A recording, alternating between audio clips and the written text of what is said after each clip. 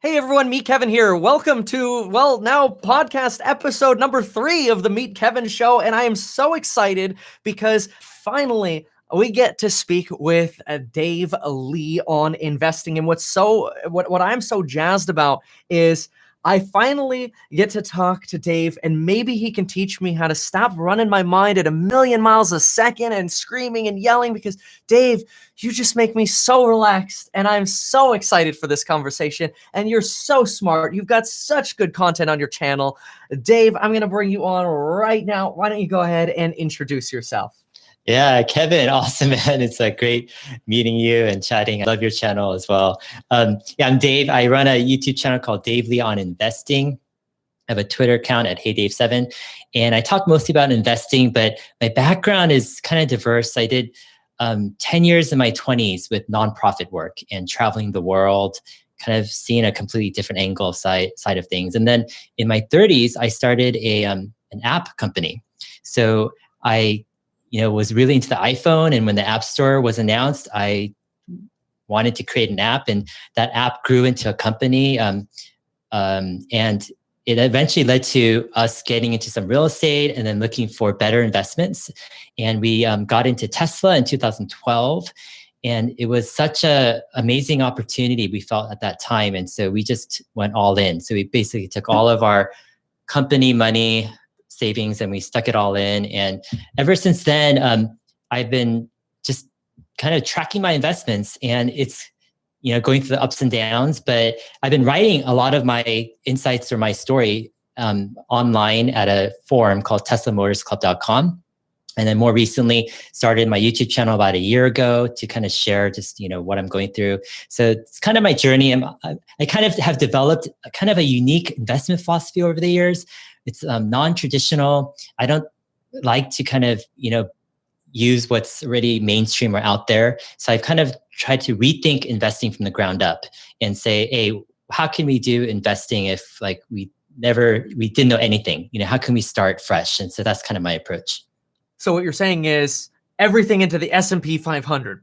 No, the opposite. I love that. Exactly. So really, you're trying to reinvent that is your goal, is how can you get to investing to where you're not doing what everyone is doing? Because I think that is the mainstream advice, is just buy the S&P 500 every day and just shut up and do nothing. Like, don't study, just put it in there and forget about it. You're really taking a different approach. And is this like are you trying to momentum into these companies? Are you trying to fundamentally analyze these? Are you looking for like the Cathie Wood style vision change? What's your guiding principle?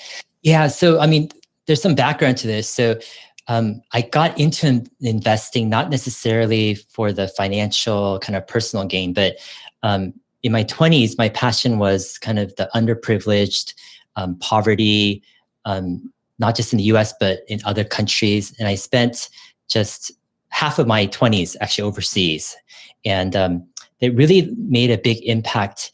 And I felt like while doing nonprofit work, I always felt a limitation. We were always hungering for donations, and we had to twist people's arms, and it was so hard just to do any project. We had amazing access to orphans and to sick people around the world, and just people who needed even just a little bit, and we could use it effectively, but we could never get enough resources. We're barely getting by.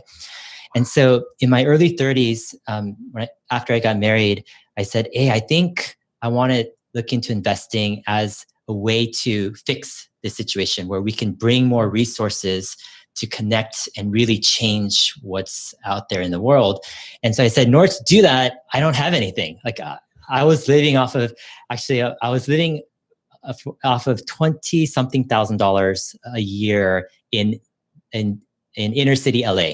So, wow. SoCal, okay. But I was living, with 20-something thousand a year for almost 10 years. And I couldn't save barely anything during that time. I was barely because I was just surviving, but I was also spending my time just hanging out with the homeless, with drug addicts, with just people, and trying to do what I can to help people. And when I looked into investing, I said, you know what? I think I see something that can transform the world, but I need better gains than just the S&P 500 because I'm starting with barely anything. So I'm like, what can I do to first accumulate enough capital to do something with, and then how can I invest this to make something significant where I could, make an impact in the world?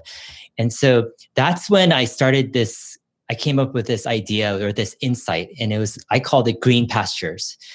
And the idea was, if I could, and it kind of is a story that goes back to the Old Testament days, where the old, forefathers basically took their sheep and they didn't have a house. They didn't even live close to the city. They always went to the place where there was the greenest pastures for their sheep. That was the priority. It wasn't their comfort, the amenities that they could, the restaurants. It was always what's best for their sheep. And by doing that, their sheep could reproduce faster than anyone else's sheep, because everyone else's sheep was closest to the city and their sheep was eating on barren ground because it wasn't green there. It was too crowded. And so the idea was, I need to go to the least crowded places that was the most kind of ripe. And I just need to put my resources in there. But the problem was I didn't have many resources. And so I spent a year, when I first got married, I was 33. This was 2008 or so. And Steve Jobs had just announced the App Store. And I looked at my wife. This was during the keynote. I said, this is it. And she's like, what are you talking about? I'm like, green pasture. This is a green pasture. She's like, what? And I'm like, I was the biggest iPhone fan. I stood in line the first day and I kept on telling this is the biggest revolution, in computing ever. Wow. And when the App Store was announced, I'm like, people don't understand this is it. Everyone's going to use apps. Everything's going to go through this. We've got to try something. And she's like, you're crazy. We don't know anything about software, design, whatever. She was part of, my nonprofit back then. And so we decided, I said, no, we've got to do something. And I said, let's draw up. So what we did was we took just a blank piece of paper, right? And we drew up 2 screens. It was just 2 screens. And we hired someone on Elance, which is now Upwork. We paid them $500 to make an app for us. So after a week, we got back this app. We made a simple icon with some stock photo art, created a name and uploaded it. And the app started to do well. We're like, oh my gosh. And the first week is 99 cents, right? So we paid $500 to get this app done. We're selling it for 99 cents. And maybe 10 days or so, we get the $500 back, and the revenue is starting to grow. And so I'm like, oh my gosh, this is green pasture for sure. So we double down. We start making more apps. And so at this time, the App Store wasn't crowded at all, because the iPhone had been around for a year, but there was no third-party apps at all. And so we're like, let's do a ton of apps. And so we started to do these simple apps where you could just open up something, maybe type some notes, or open up something, find some restaurants nearby. We had this funny app. It's called Quick Taxi. Uh-oh. I think I lost you there for a second. Hold on a second. We lost Dave for a second. We're just talking about greener pastures here. We're going to go ahead and good old Zoom, folks. We lost Dave for a second. We're going to bring Dave back in just a minute.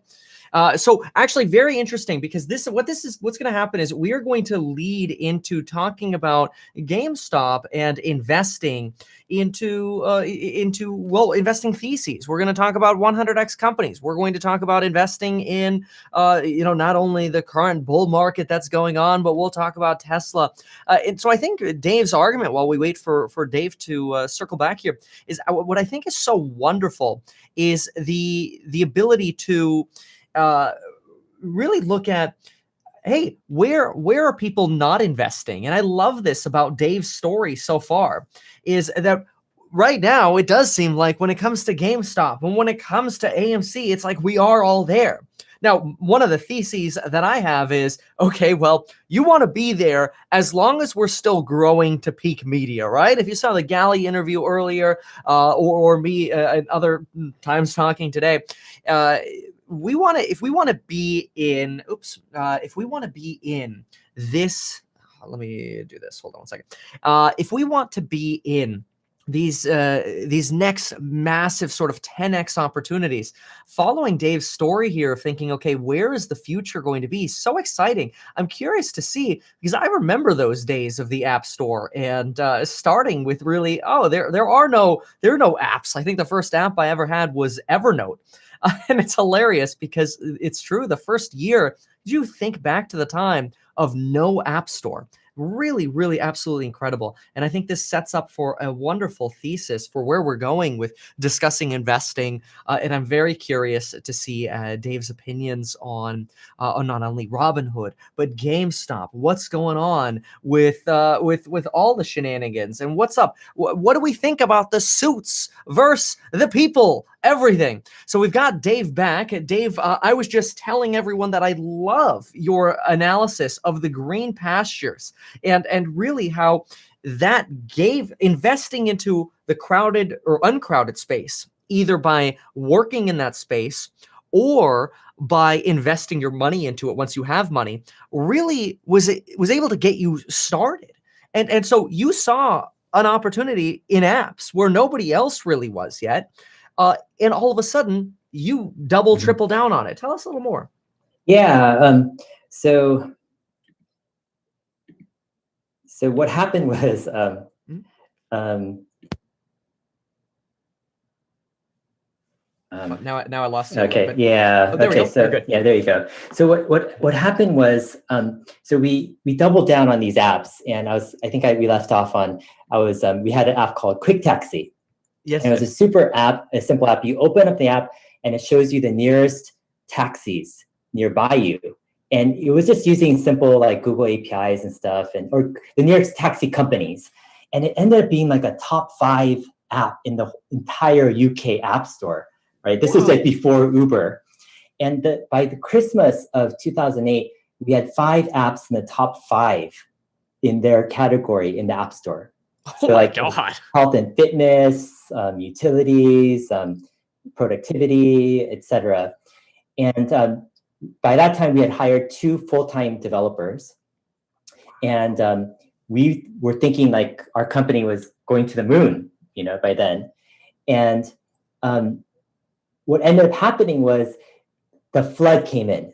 Developers from all over the world started to crowd the app store. And we started to see all of our apps just kind of go down the rankings. So we had a choice. About a year after that, our choice was, okay, what do we do? How do we compete against the world coming in? And what we realized was we needed to double down and become a real software company. And we needed to, make one app that would be as good as any other app out there, right, in its category. So we doubled down. Our app was in the health and fitness category. We spent, several months and we just focused just on that. And it became one of the most popular health and fitness apps for almost a decade.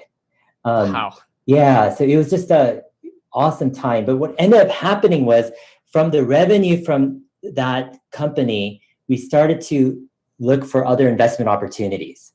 Right. And the first investment opportunity was real estate. And so we started seeing the opportunity in early 2008. And we had been following a guy named Bruce Norris, who was a California timing real estate expert. And he had been predicting the popping of the bubble since 2005. And so in 2008, we were looking around and we're like, okay, we think real estate is going to be a big opportunity. We started to pick up some real estate. And after a few years, it kind of became a drag because of all the tenants and all of the management issues. And I'm kind of... It's almost like once you grow your real estate portfolio, you start getting stuck with realizing, wow, I actually have to manage all these people. And if you get a manager, you got to manage the manager. Exactly. Yeah, exactly. And what was interesting is I'm kind of a perfectionist. And so I wanted to manage my own properties.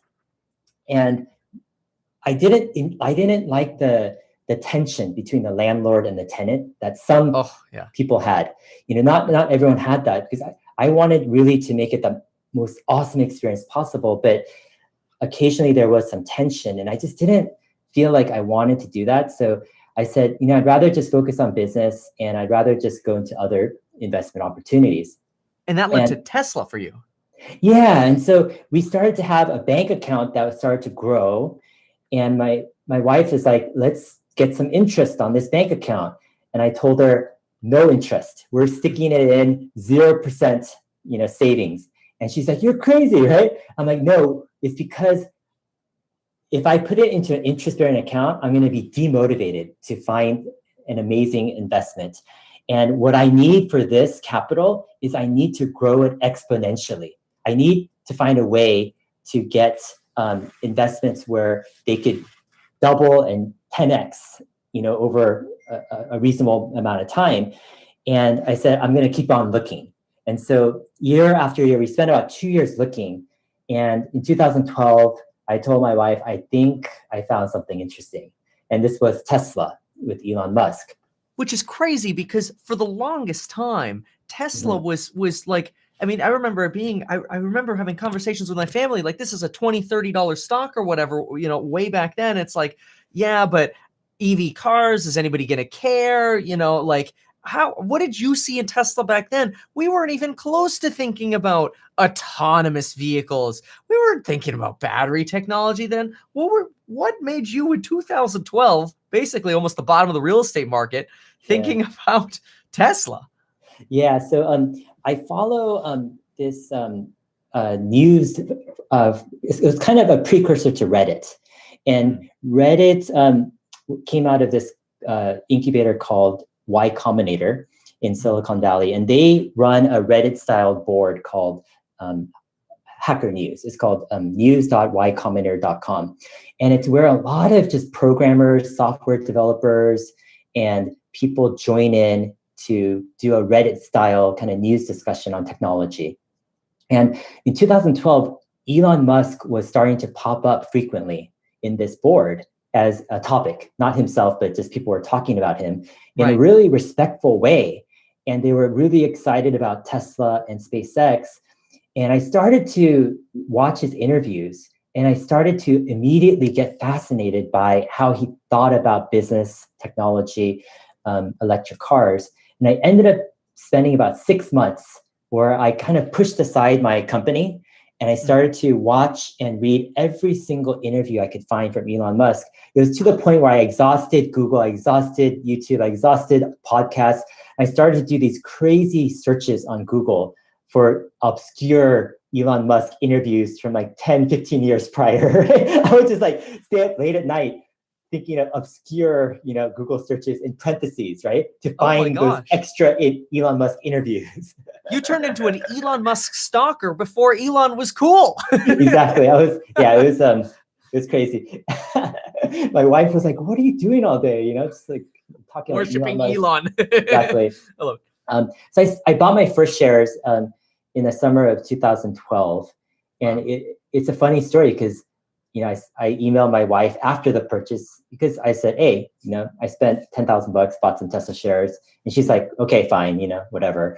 And I started just to accumulate Tesla shares. And after a while, I'm like, I really need to test drive this car because the Model S had just come out. And I'm like, what am I doing? Investing without knowing what I'm buying. And so I tried to get a test drive, but there was no cars in the showrooms at all. And they weren't offering test rides. So I decided to guess Elon Musk's email address. So I said, Elon@tesla.com, emusk@tesla.com, Elon Musk@tesla.com, whatever I could do. And I started to, and I said, Elon, I really need a test drive. This is urgent, right? I'm dying to get a test drive. A week later, I get a call from the regional manager. And he calls me and he says, hey, I heard you need a test drive. I'm going to hook you up. I'm going to hook you up for a test drive. So this is like late October or so, right? Yeah. And so he meets me with a Tesla. He actually drives out with a Tesla and he meets this me. Regional manager. Regional manager of Tesla. And I tell my wife, if this car blows me away, I'm going all in Tesla. Oh my gosh. It was funny because before that, I'd driven some fast cars. So before that, I was like kind of tempted with a BMW M3 and some other cars, Porsche 911, et cetera. So my wife and I had this saying, and it was, there's some cars, once it hits under 4 seconds or something, the acceleration is so fast. It feels like the hand of God is pushing you behind the car or something. So, nice. but I coined it the hand of God. At a certain acceleration, you just feel the hand of God, right? So I said, I love that. Yeah, I go, if this car like blows me away, we're going all in. And so I test drove it, and then I looked at my wife. I'm like, let's floor it. Let's see what it's like. I floor it, and it's the hand of God, but silent hand of God, right? Oh. Like every other car was just like loud. This was just like elegant hand of God. Wow. Yeah, and it drove like a sports car.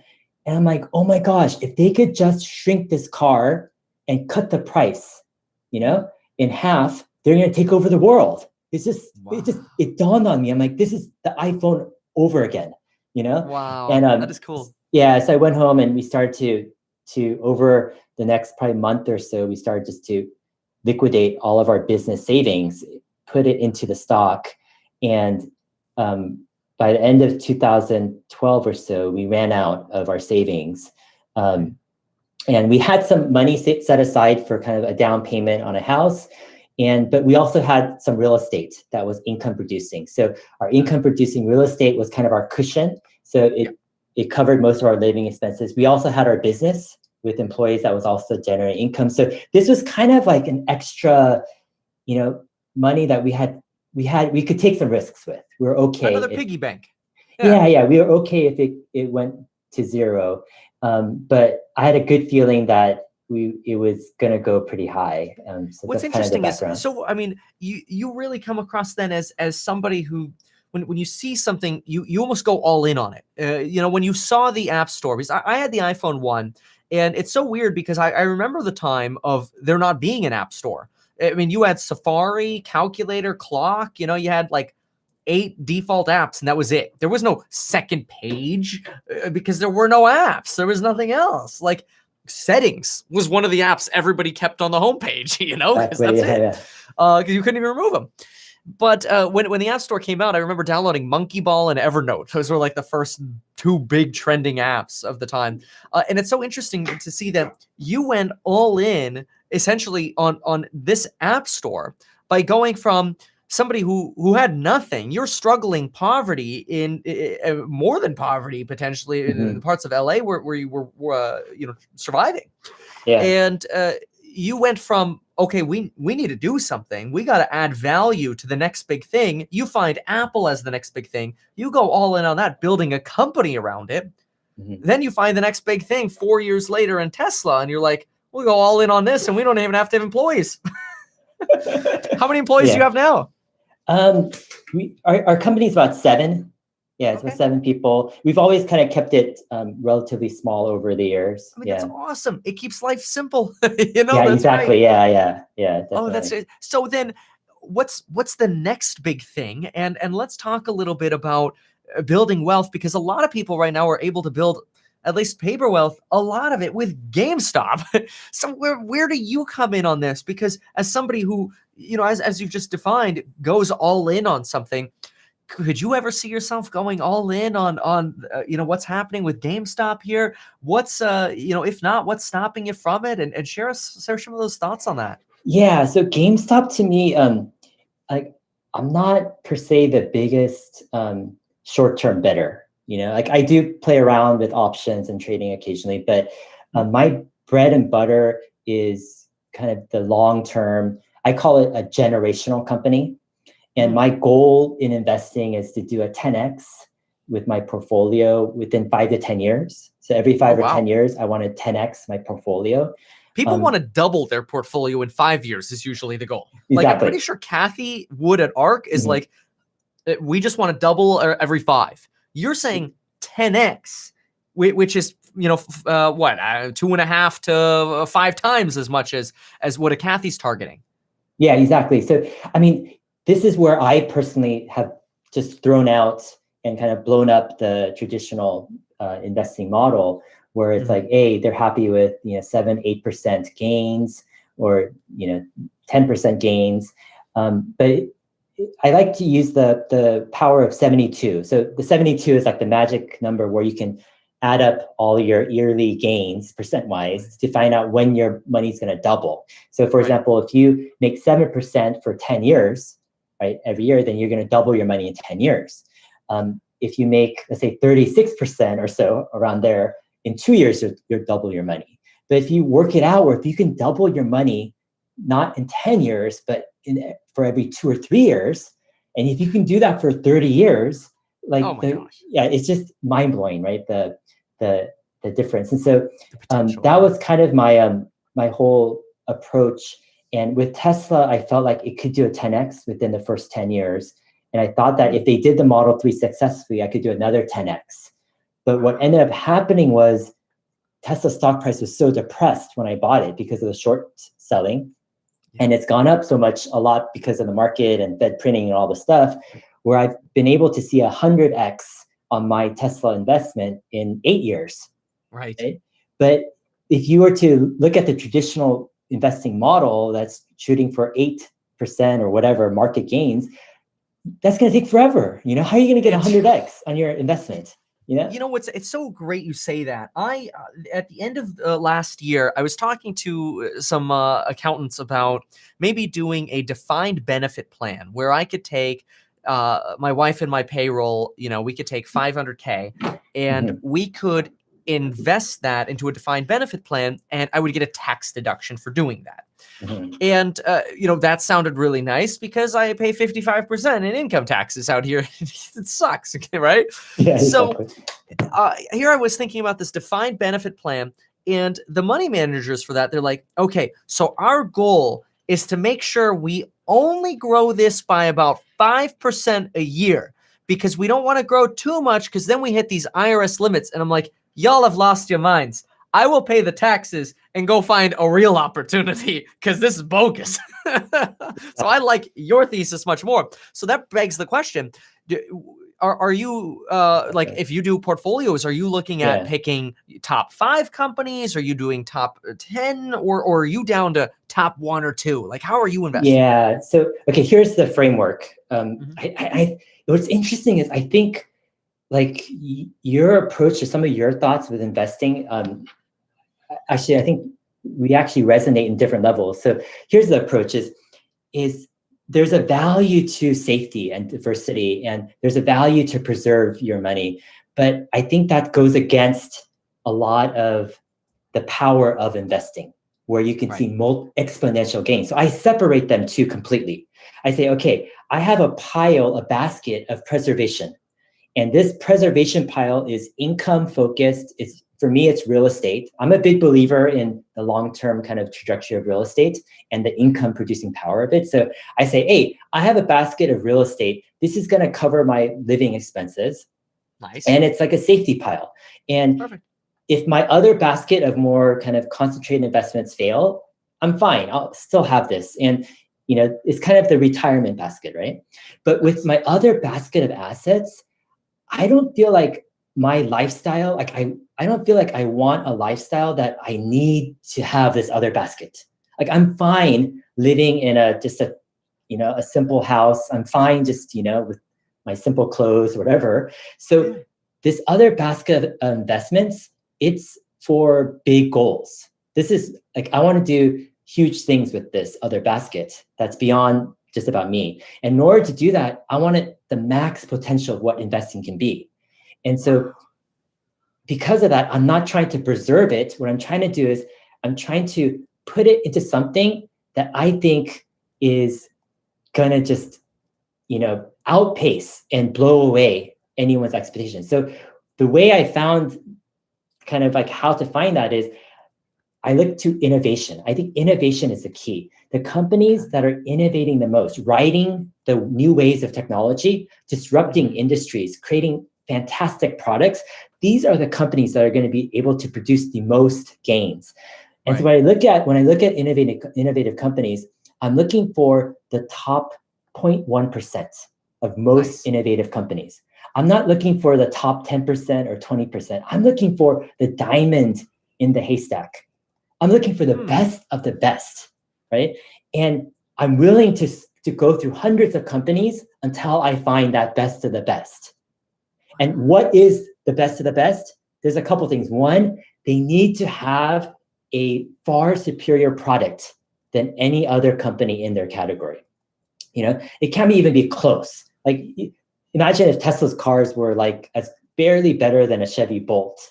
Like, who would want Tesla's cars? This is too risky for a new company. So the company has to have far superior products. Think about the iPhone versus, I don't know what phone you used before the iPhone, but like a BlackBerry. Oh, the T-Mobile Razr, man. Come on. Razr, yes.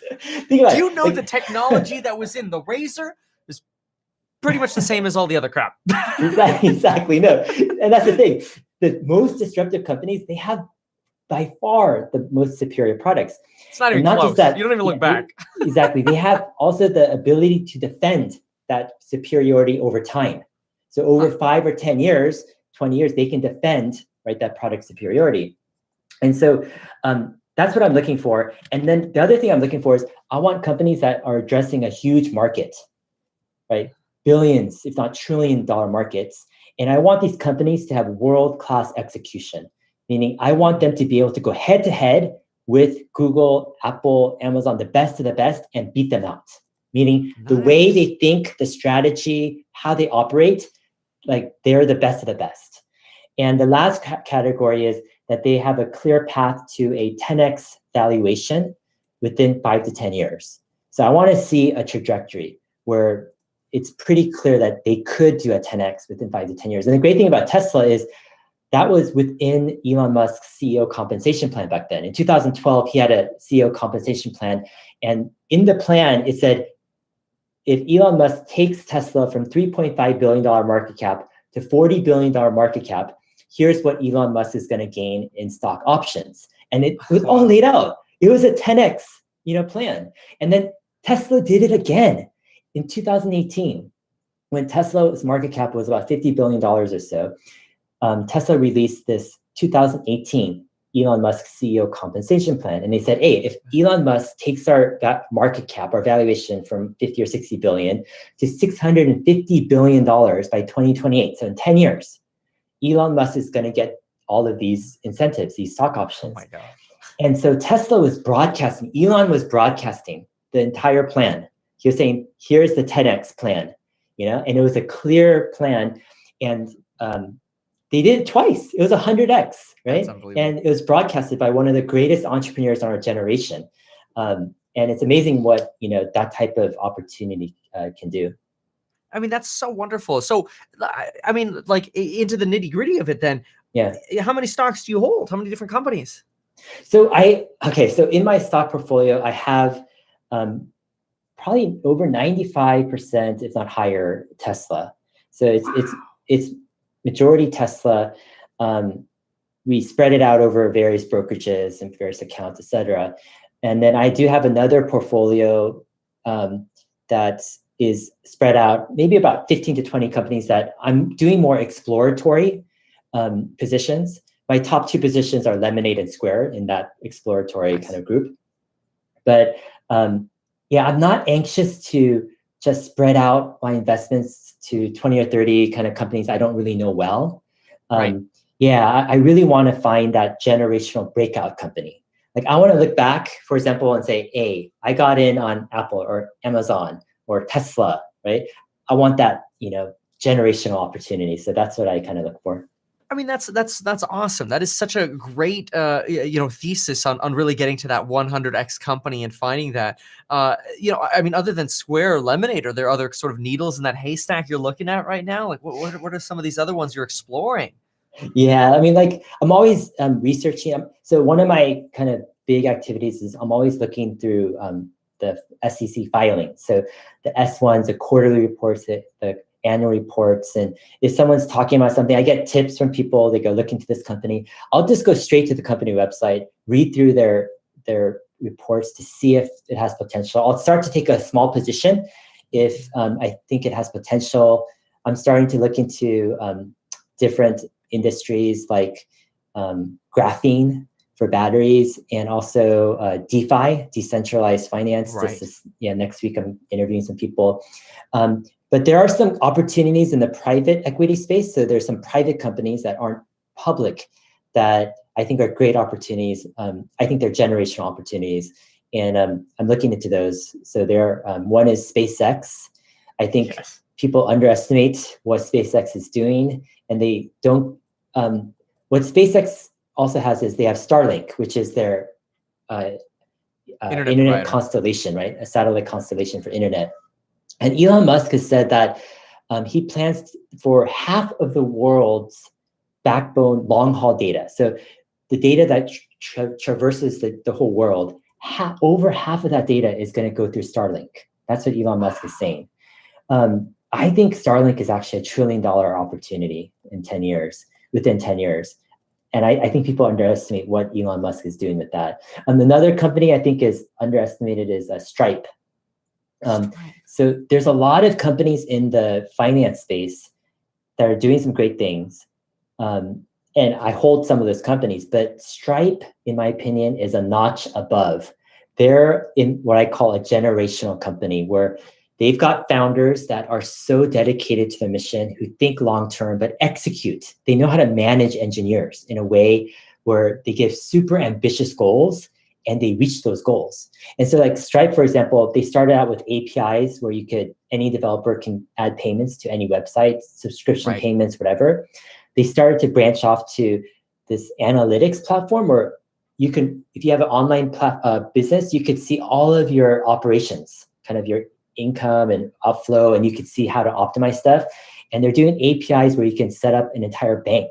So they're trying to do APIs where even banks are using Stripe as their API. So they're becoming they're becoming the financial infrastructure of the entire financial world, but they're doing it super fast, super aggressively. They got the smartest engineers in the world, and they're private. They don't want to go public, but my only concern is if they go public, it'll IPO at a crazy valuation where I won't be able to get, the deal that I'm looking for. But those are type of opportunities that I'm kind of interested in.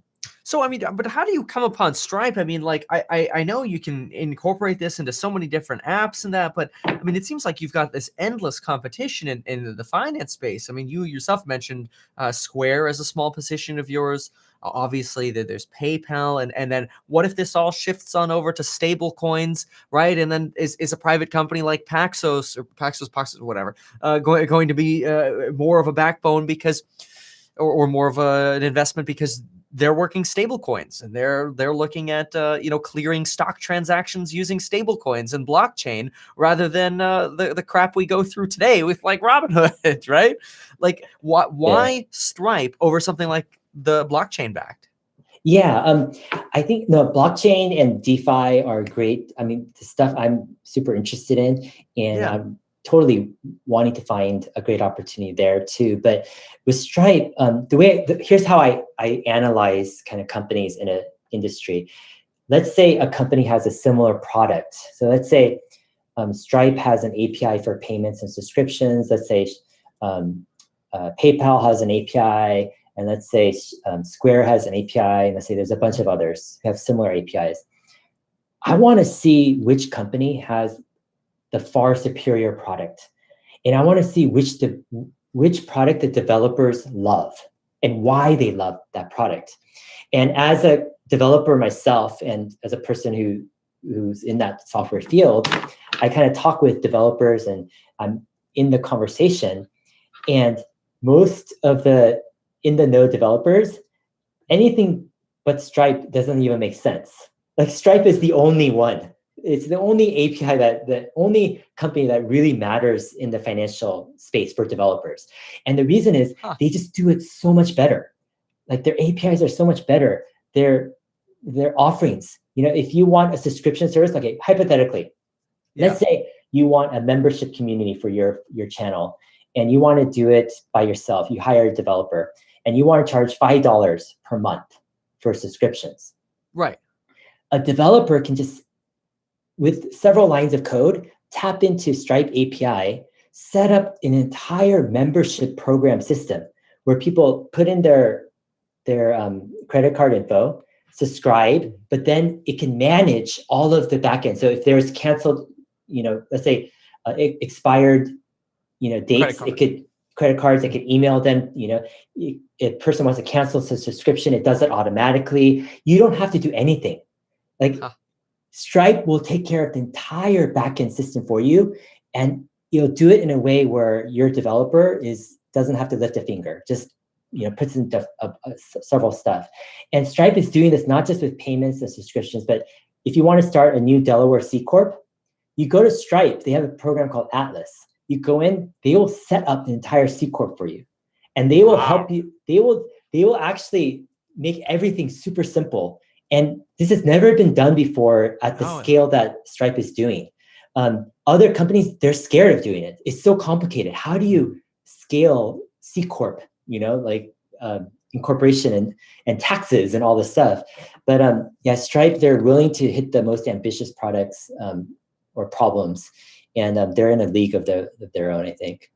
I mean, this is some incredible insight. And it begs the question, though, because there are a lot of people who look at investing and they say, well, but you got to be diversified. I think there are dozens of hate videos against Meet Kevin because I'm under diversified. I was tired of hearing it. But I want to hear from you. Why is potentially under diversifying into these 100x companies okay? I mean, could Tesla have gone to zero? I mean, they were close to bankruptcy at some points. I mean, isn't that potentially risky, or are you solely doing it because you've already got this property or these properties that are paying for your living expenses? Yeah, I think it is actually super risky. And so this is where I differ for some people that are kind of, YOLO, live only once, just throw it all.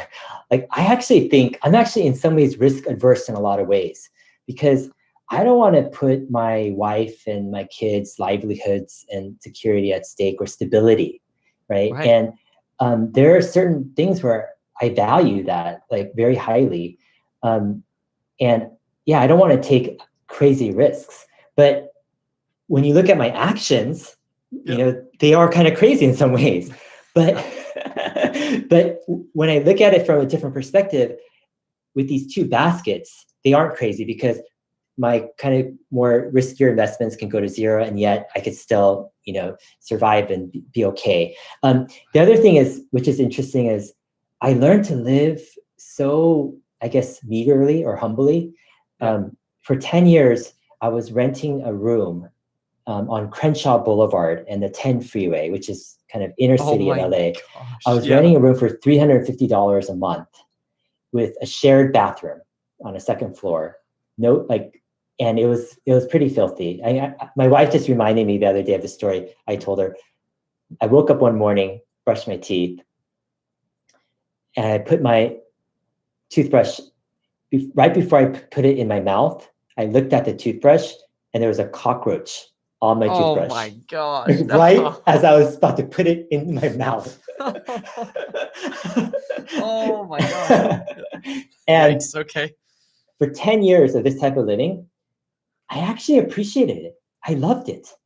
I appreciated that cockroach on my toothbrush. Yeah, I mean, and a lot of it was I was comparing myself to places I was going around the world that had far less, that didn't even have a bathroom, that didn't even have, I didn't even have any heating. I had to board up my windows. So, because in the winter it was kind of cold, and there was draft coming in through these 1930 windows, right? And I had to put this plastic tarp on both sides of the windows and duct tape all of my windows so I could just feel a little bit warmer. And for blankets, none of the blankets were warm enough. So I used this crazy North Face sleeping bag, right? That's like a down outdoor, negative something sleeping bag as my daily sleeping bag. That's how I lived. But I got to this point where I'm I just was very happy, and I wasn't wanting anything more. I just wasn't, it was just a weird place. And so when I got into investing from that place, it wasn't this thing where I wanted to invest to have a better lifestyle. It was kind of detached. And so for me, in some ways, investing, I'm okay with just living the way I live. And so investing is another game for me. It's another goal. It's another entity. And it's something where I feel passionate about to exponentially grow my resources. But there's a purpose to it. right? Like So it's it's going almost to be like what you're used to saying. a lot of need. It's, Yeah. sorry, so it's almost like what you're saying is you were so rock bottom that you may as well YOLO it onto Tesla because it ain't getting worse. Is that what you're saying? I mean, part of it is yeah. If I lose all my investments, I'm Yeah. still like way better off than I've ever been my whole life. And also, I grew up pretty. I mean, my parents were pretty oppressive in how they, kind of raised us in a sense of finances. I grew up feeling very, very poor my whole life. And so I'm just happy to, have anything over my head just to, I just I live a very grateful life, to say. Sure. Oh, I mean, that is, Yeah. it's so wonderful though. And love how you started with charity and got inspired to expand that. So, Yeah. well, I think then what the big question is that I think it's going to be on a lot of people's minds is how do people who are struggling today get Yeah. ahead, right? I think that's Yeah. the whole social movement around GameStop. GameStop has obviously been phenomenally profitable for many people. Hopefully they're taking some profits and starting to recognize, but there are a lot of people who we're going to hold GameStop until it goes to the moon. But what's fascinating is we've seen this transition of really wealth go from, these hedge funds shorting GameStop into the people's pockets. And the question becomes, how do individuals who are trying to get ahead, who are trying to have that breakthrough moment, that Tesla moment or that Apple moment, how do they identify that next opportunity? And is it okay to play the GameStop trades? Is it okay to do the AMC, or is that risky in your eyes compared to that outline you gave of finding that 100x company? Like, how do they balance those two? I think is the right I mean, I question. think that's amazing question there. I look at it as typically, I think people should think of two baskets, and it takes time to build those baskets sometimes. And let's say one basket is a retirement basket, and you need to take that more cautiously. Like I would not risk, stuff on risky investments in your retirement basket. But you could have another basket. And if you're younger, maybe that basket is, a higher percentage than if you're older. But with this more riskier basket, you have more freedom to trade, to take on riskier investments. So here's the bigger story is with GameStop, I think there's something bigger going on. And the bigger story is the democratization of investing and the democratization of information. And so I think what people need to know, and if people get anything out of this interview or this discussion, I think this is maybe the key. Back in the day, for thousands and thousands of years, information has always been the walled garden, has always been the thing that's the hardest thing to get across to build wealth and to, let's say, invest. And this information has always been held within kind of privileged quarters. So you have to be friends of a friend of a friend, or you have to have a certain net worth to join this type of fund or brokerage or private wealth company, etc. And they have friends of friends, and they will do something. Even company analysis, you had to go through certain researchers and analysts to learn about companies just 30, 40 years ago. Before the internet, how do you find out about companies? Sure. Like, where do you go? You go to the library, Think about it. You don't even have the internet. So what the internet has done is blown up the monopoly that the rich and certain institutions have had on information. But here's the thing, with investing, information is money. Whoever has access to information has access to the ability to grow that resources and that money. So what the internet has done is it's upended everything, where now anyone with an internet connection has access to immense amount of information. But here's the thing, the hedge funds and Wall Street, they still have privileged information. For example, they spend billions and billions of dollars on privileged data and data feeds and companies and certain research. Satellite feeds and exactly. This, yeah. How many people are walking into this store, every day, like sure. all this stuff. So they have an advantage. But I think about 1 or 2 years ago, maybe 2 years ago, I think there was a tipping point where the amount of information that's available to the general public via the internet finally eclipsed all of the private privilege data of Wall Street. I think there was a point, and no one's talking about this because it just happened recently, I think. And at that point, the advantage shifted away from Wall Street, generally speaking, to investors who are able to access that greater information. And it's just going to increase over time now, where Wall Street is going to be at a disadvantage because the information that general public has, those who are looking for it, is going to be greater. And so what GameStop showed was it was an example of this, where Wall Street thought that they had a private advantage, that they could run a company like GameStop to the ground, short it naked, and just pound the company all the way to bankruptcy because no one cares, right? Only the hedge funds doing this, they care. And it was a privileged information. 3 or 4 years ago, it would have worked, because people would have known about it.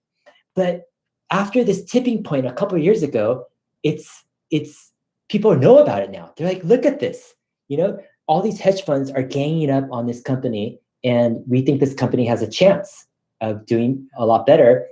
And let's see what we can do. And GameStop shows it's an example of this bigger revolution that's happening in investing, which is the walled garden of Wall Street is crumbling down. Information access is finally being distributed and democratized. And there's a huge opportunity for people to find new opportunities that were never there before. But I like to encourage people, though, to not get cynical of the system, not get cynical of saying, oh, I will never have opportunity. Rich people, privileged people are always, doing better. I mean, if I could serve it as an example, everything was started with $500, $500. Portfolio, wow. Yeah, with an app. With the app, that's right, yes. With the app, yeah, growing that into more investments. And that's where I think there's immense opportunity also with business. For example, the ability and information to start a business and to see where there's business opportunity is democratized too. Now you can start an internet business. This is huge. Like if you don't have capital, and let's say you're busy with a job, I think rather than playing video games all day, I think, divert your video game time to passionately starting a business, to grow some capital. If you can start a business and you make $50 one month, $100 one month, $500, $1,000, it can grow to $5,000 or $10,000 a month. It could keep on growing, and you can start to have capital to do stuff with, right? And so I think, this is kind of the backdrop of what we're at right now. Is I think the danger, though, is there's growing cynicism possibly, where people feel like they're never going to get out of their predicament, and everything is working against them. Inflation, Fed printing money, the rich getting richer, and they feel like they just want to blow up the whole system. And I think there does need to be a lot of change, but there needs to be this optimism and this hope that, let's leverage the information that the internet is giving us. Let's start new businesses. Let's look into interesting investment opportunities, and let's do it wisely. Let's not go crazy risking our entire retirement. Let's keep that basket safe and grow it, with a sound mind. But let's keep another basket and let's go for it. Let's see what we can do with it.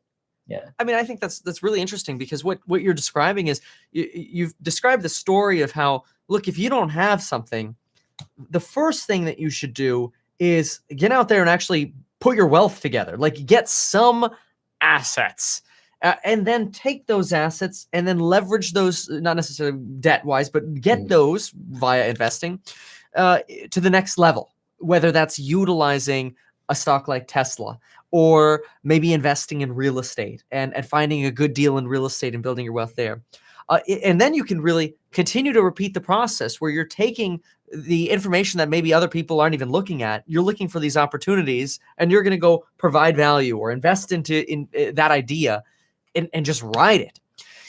So I guess the thing that I wonder is, how does somebody watching today who sees Wall Street as the suits and feels that the game is rigged, how do they convince themselves to get out of that? I mean, right now, there's short-term winning, right? Winning with GameStop. There's winning with AC. There's AMC Theaters. There's winning with BlackBerry, even these other companies. Is it possible, though, that like, here's my concern. This might be more important. My concern is, what if these stocks begin to decline?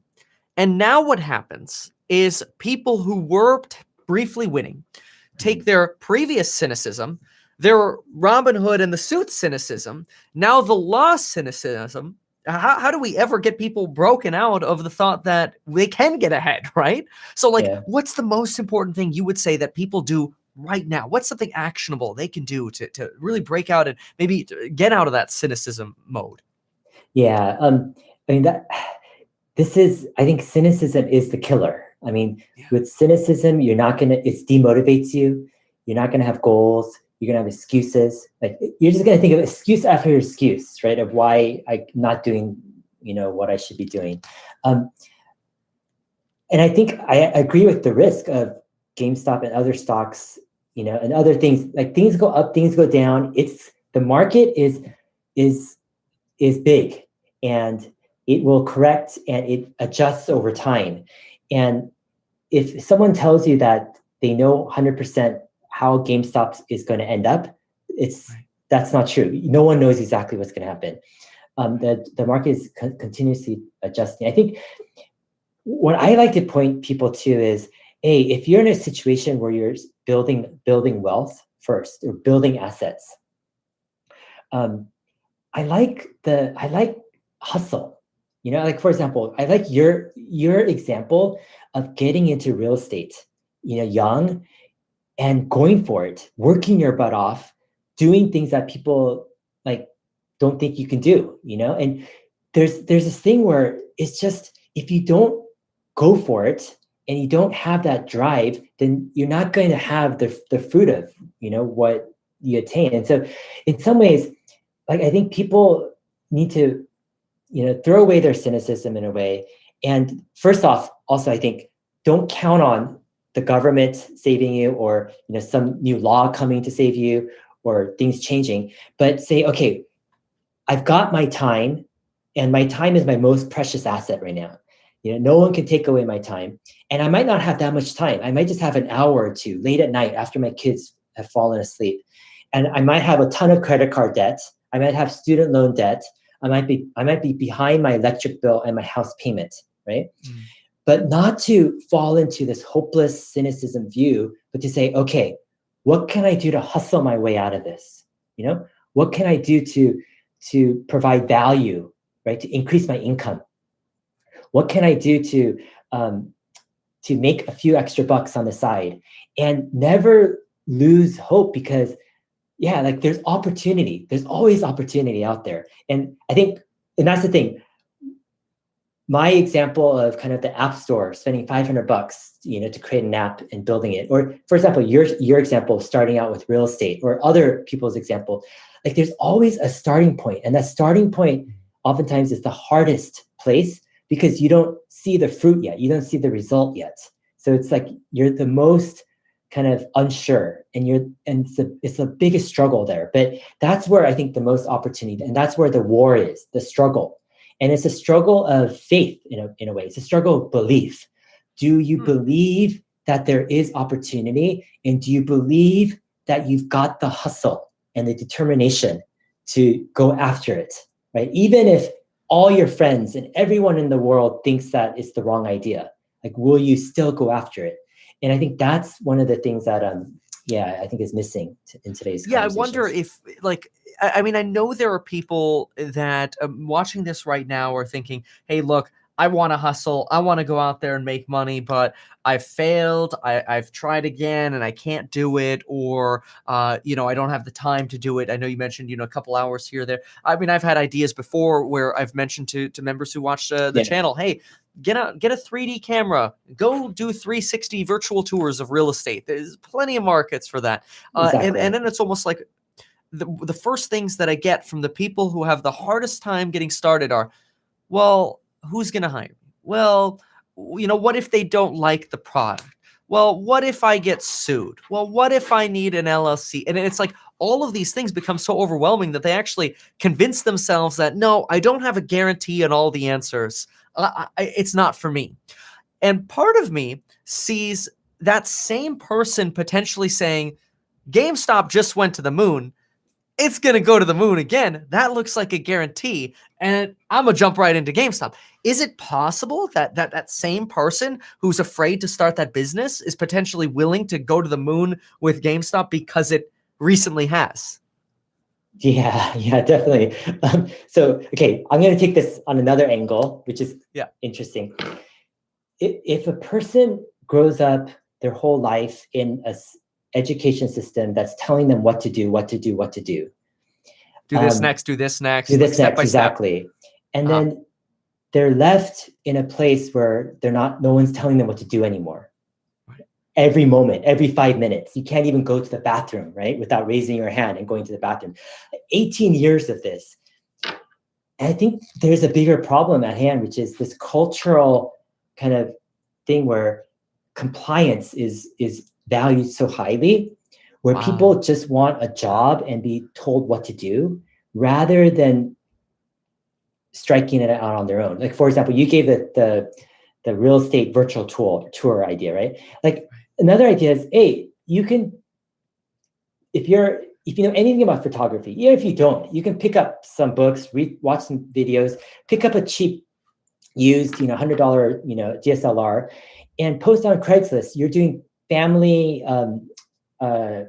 shootings at the local park, and it's only going to be $25 for a family shooting of 50 shots, right? You're going to get people to come, families are going to come. You're going to get some families, and they're going to give you $25 for the 50 shots. You take the 50 shots, go home on iPhoto or whatever you do at that time, do some editing, email them the photos and say, thank you very much.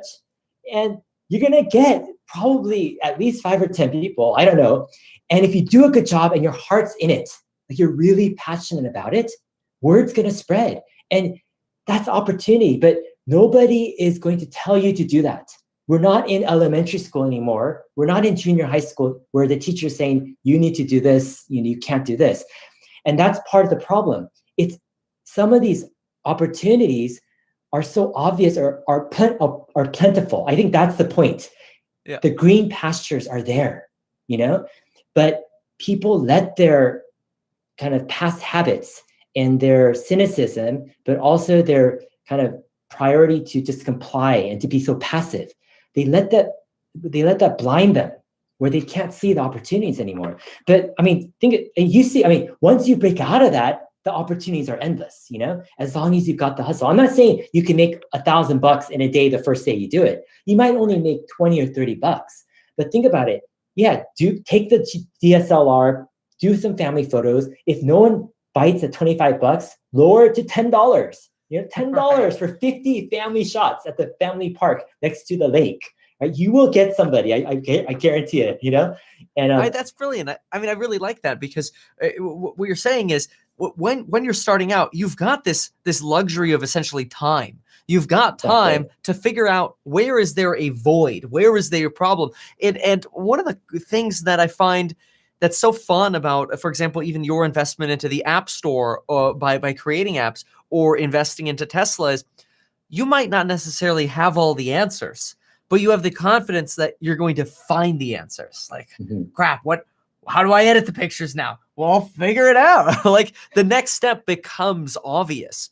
I do think, and it concerns me, that what if that next step isn't obvious for a lot of investors into these stocks that have recently gone to the moon, right? So let's say somebody is doing exactly that. They are trying to build a business. They're trying to build a side hustle. They've got credit card debt. Maybe they've got student loans. They're trying to provide value, but at the same time now they've made 10 grand in GameStop, or they're making 20 grand in AMC or whatever.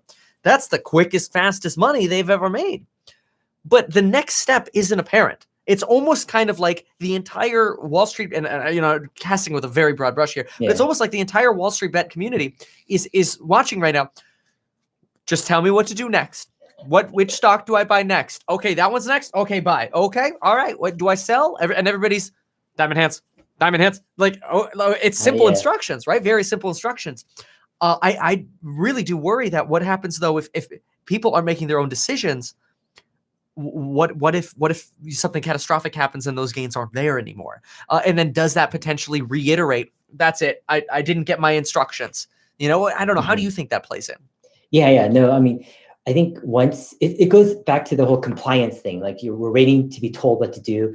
But if there's a mob, a big crowd of people doing the same thing, we're used to that, right? Like in junior high and high school, like it's all about clicks and following the crowds and not being left out. And so the crowd mentality is very comfortable. And so once you see thousands and millions of people doing the same thing, you think, oh, this is the safest play. But it could be safe for a while, but then you don't know when it's going to turn. The markets are very, very, the markets are fascinating. They self-adjust. You think that something's going to work forever, but it doesn't. Things pop up. And so you've always got to be, looking out for new things. I mean, I would personally, for people who, for example, are starting out, maybe they got lucky with some gains, put a little bit aside and play around, but don't put aside stuff that you need, that is essential. You can have a play basket where you can do some of your stuff. Just don't go into debt with it. But I kind of feel though, like there needs to be, I personally would bet on the person with more hustle and the person who starts a business and here's one tip that I give to people sometimes is late at night, right before you go to sleep, if you can think about some type of problem that you want to solve. So for example, if you need more income, if you need to solve this income problem, and think about right before you go to sleep, think about how to solve that problem, but don't come up with an idea right there. Just let your brain, your subconscious think about it overnight. And overnight, your brain is going to just do its work overnight and keep on doing that. And in the morning, just jot down a few ideas or in the shower. If you do this for 30 to 60 days, and if you really do this every night, I can almost guarantee that your entire view will change and attitude, and you will come up with some great ideas. And you just need to pair it with the hustle, with the motivation, to go out and do stuff. No, I mean, that's really exciting. And I think you're so right about that. It's almost sometimes when your mind is able to wander, whether that's while you're asleep or maybe you're on a run or a bike ride or something, it's like the best ideas come to you. It's incredible. But now, what do you say to let's say people who are like, but look, okay, so you've got 95% of your stocks in Tesla. What do you say to the people that are like, but come on, Tesla's so overpriced or overvalued? How do you get past that? People say, hey, look, solar sales declining. You've got customer service complaints or quality complaints about panel gaps and declining sales in Europe. Why be so high on a stock like Tesla when the price is what it is and it's already had its rocket ship to the moon? The short squeeze is squoze on Tesla. Now it's GameStop's turn. Like, why didn't you move out of Tesla, right? Yeah, like it's funny because before COVID, Tesla hit 800, 900. This is pre-split price. And people were saying once COVID was starting to crack, they're saying, sell at 800, and buy back, after. And I'm like, I just don't do that, because if I'm in a generational company, I still think it has a big upside. I'm not going to risk the tax consequences of selling and paying a bunch of taxes and trying to get in. It just doesn't make sense for me. And so when Tesla is undervalued, in my opinion, for example, at the end of last year, not 2020, but end of 2019, Tesla had been kind of in this 5-year kind of lull where it was just, within a $40 to $60 billion market cap. And during that time, that's when I was most bullish about Tesla's stock price, because I'm like, this is going to break out, once they get their production for Model 3 up and running. And so I was super bullish. And I wrote this one post on Tesla Motors Club called The Coming Short Squeeze. And I'm like, yeah, this is coming, because people underestimate Tesla's potential to do profits. And once Tesla does profits, it's going to grow. They're going to join the S&P 500 and all this. So this is back like in 2018 or so. I was talking about this. And I've been surprised this past year that Tesla has risen so high and so quickly almost. Yeah, so quickly. Yeah. And my whole thing is I never try to pump a stock saying like, oh, I think it's a great buy at this, because I don't know what's going to happen.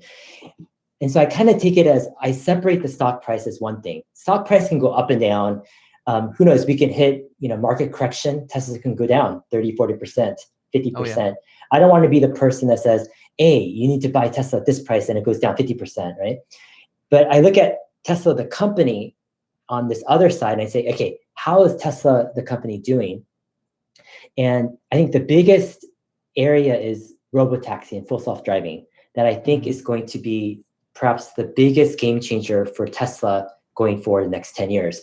And this applies a bit to valuation, but I think if Tesla didn't have full self-driving, I wouldn't be that excited about Tesla. I would probably be selling, Tesla more over time. With full self-driving, it completely changes the equation for me, because with full self-driving, it's a multi-trillion-dollar opportunity for Tesla to not just revamp the transportation industry, but revamp the logistics industry. Let's say the delivery industry. It could revamp the service industry. For example, even if you want to order food, right now, there's so much cost involved with the person driving, getting the food, bringing it, dropping it off. Tesla, in my opinion, it's their game to lose, where they're going to have a robotaxi pick up the food or even make the food in the robotaxi, right? Oh my gosh. Yeah, drop off the food, but they're going to have probably another robot that comes out of the car. They're going to use the same neural net AI technology in terms of navigating. They're going to use that same technology to steer the robot to your front door, right? It's an extra robot. Drop off the food, bring the robot comes back and does a thing. The thing is, Tesla, because they're in the lead, not just with robotaxis and full self-driving, that's the key breakthrough that's needed with robots too, which is you need the robot to know how to navigate themselves. So it's the same technology that Tesla's developing with AI. And so Tesla's going to revolutionize, my opinion, that. And then they're going to revolutionize, the whole service sector, where it could be a platform where everything kind of goes through Tesla. And so the potential is so vast. And there isn't really, in my opinion, a close second place. There are a bunch of people that are trying stuff, but Tesla is just so far ahead. And that's where, when I look at valuation, if I look at valuation today or next few months, I just don't know. It's hard for me to say whether the stock price is high or low or medium. But when I look at the stock price 5 or 10 years down the road, and if Tesla can solve the full self-driving problem, and they could be the logistics provider for food and delivery and everything, and you can sit in your car, tell your car, take me to the Grand Canyon, wake up in the morning, and you're in the Grand Canyon, right? That's the idea. That's the story of Tesla.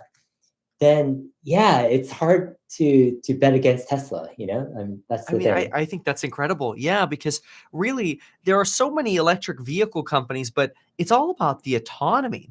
But then you do have these counter arguments that, the Neo and the Xpeng, they're using LiDAR, and most companies say we got to use LiDAR.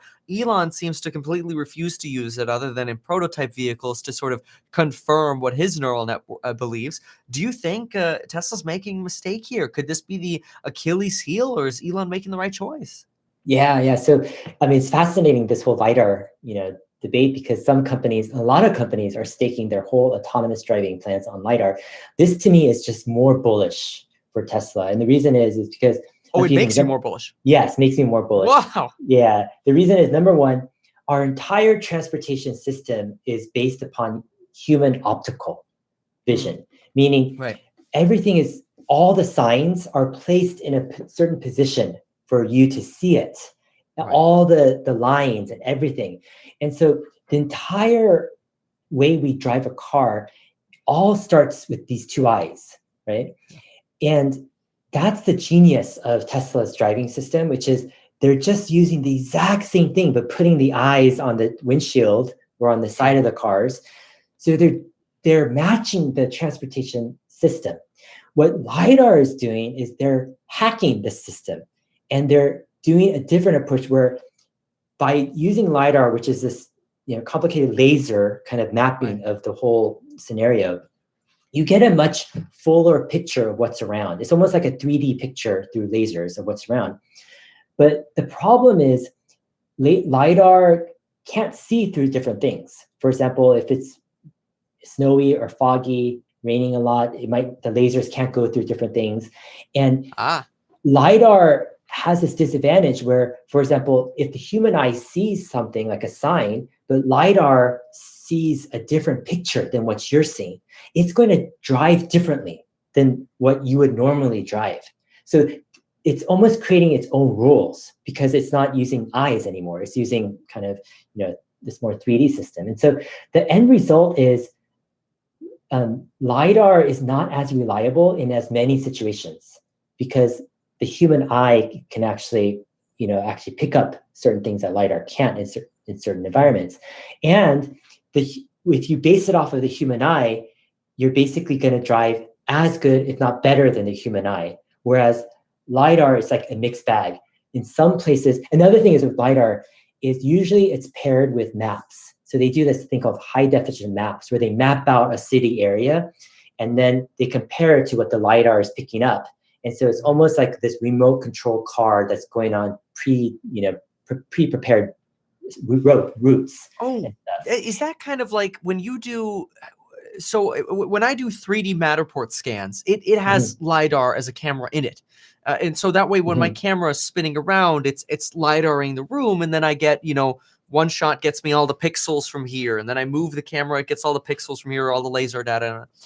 It knows, based on the first picture I do, when I do the next picture, it knows if I went over this way or that way or that way, because it's comparing to what it saw in the last picture. Is that what you're suggesting? That almost like they're almost trying to use this 3D mapping technology that's used for these Matterport scans, essentially, in cars, so it always knows where it is, rather than responding to what's actually on the road.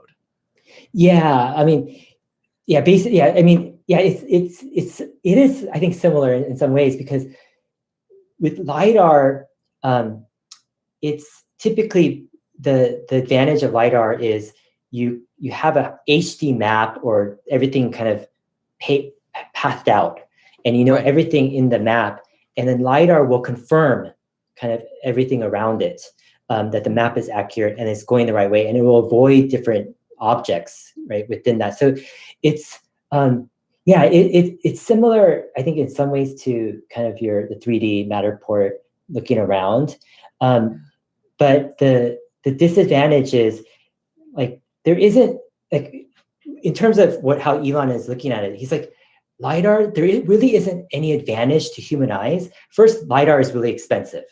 And then second, it doesn't even see through, rain and snow and hail and whatever. And and so if you just use your eyes, and if you do it with multiple cameras, and then you use radar instead of LiDAR, so radar can see through snow and stuff. And so Tesla actually uses radar together with the cameras. You can get a much cheaper system up, but it's going to be matched to the transportation system. It's going to drive, safer, and it's by far, I think, the right way to go. I think LiDAR is just going to take forever. It's going to also, because of the cost, it's just going to take that much longer to roll out too. That's interesting. So for you then, you're probably, I mean, we already know you're 95% Tesla. You wouldn't even consider so I think the easiest way to ask this question is you don't consider the runner-ups.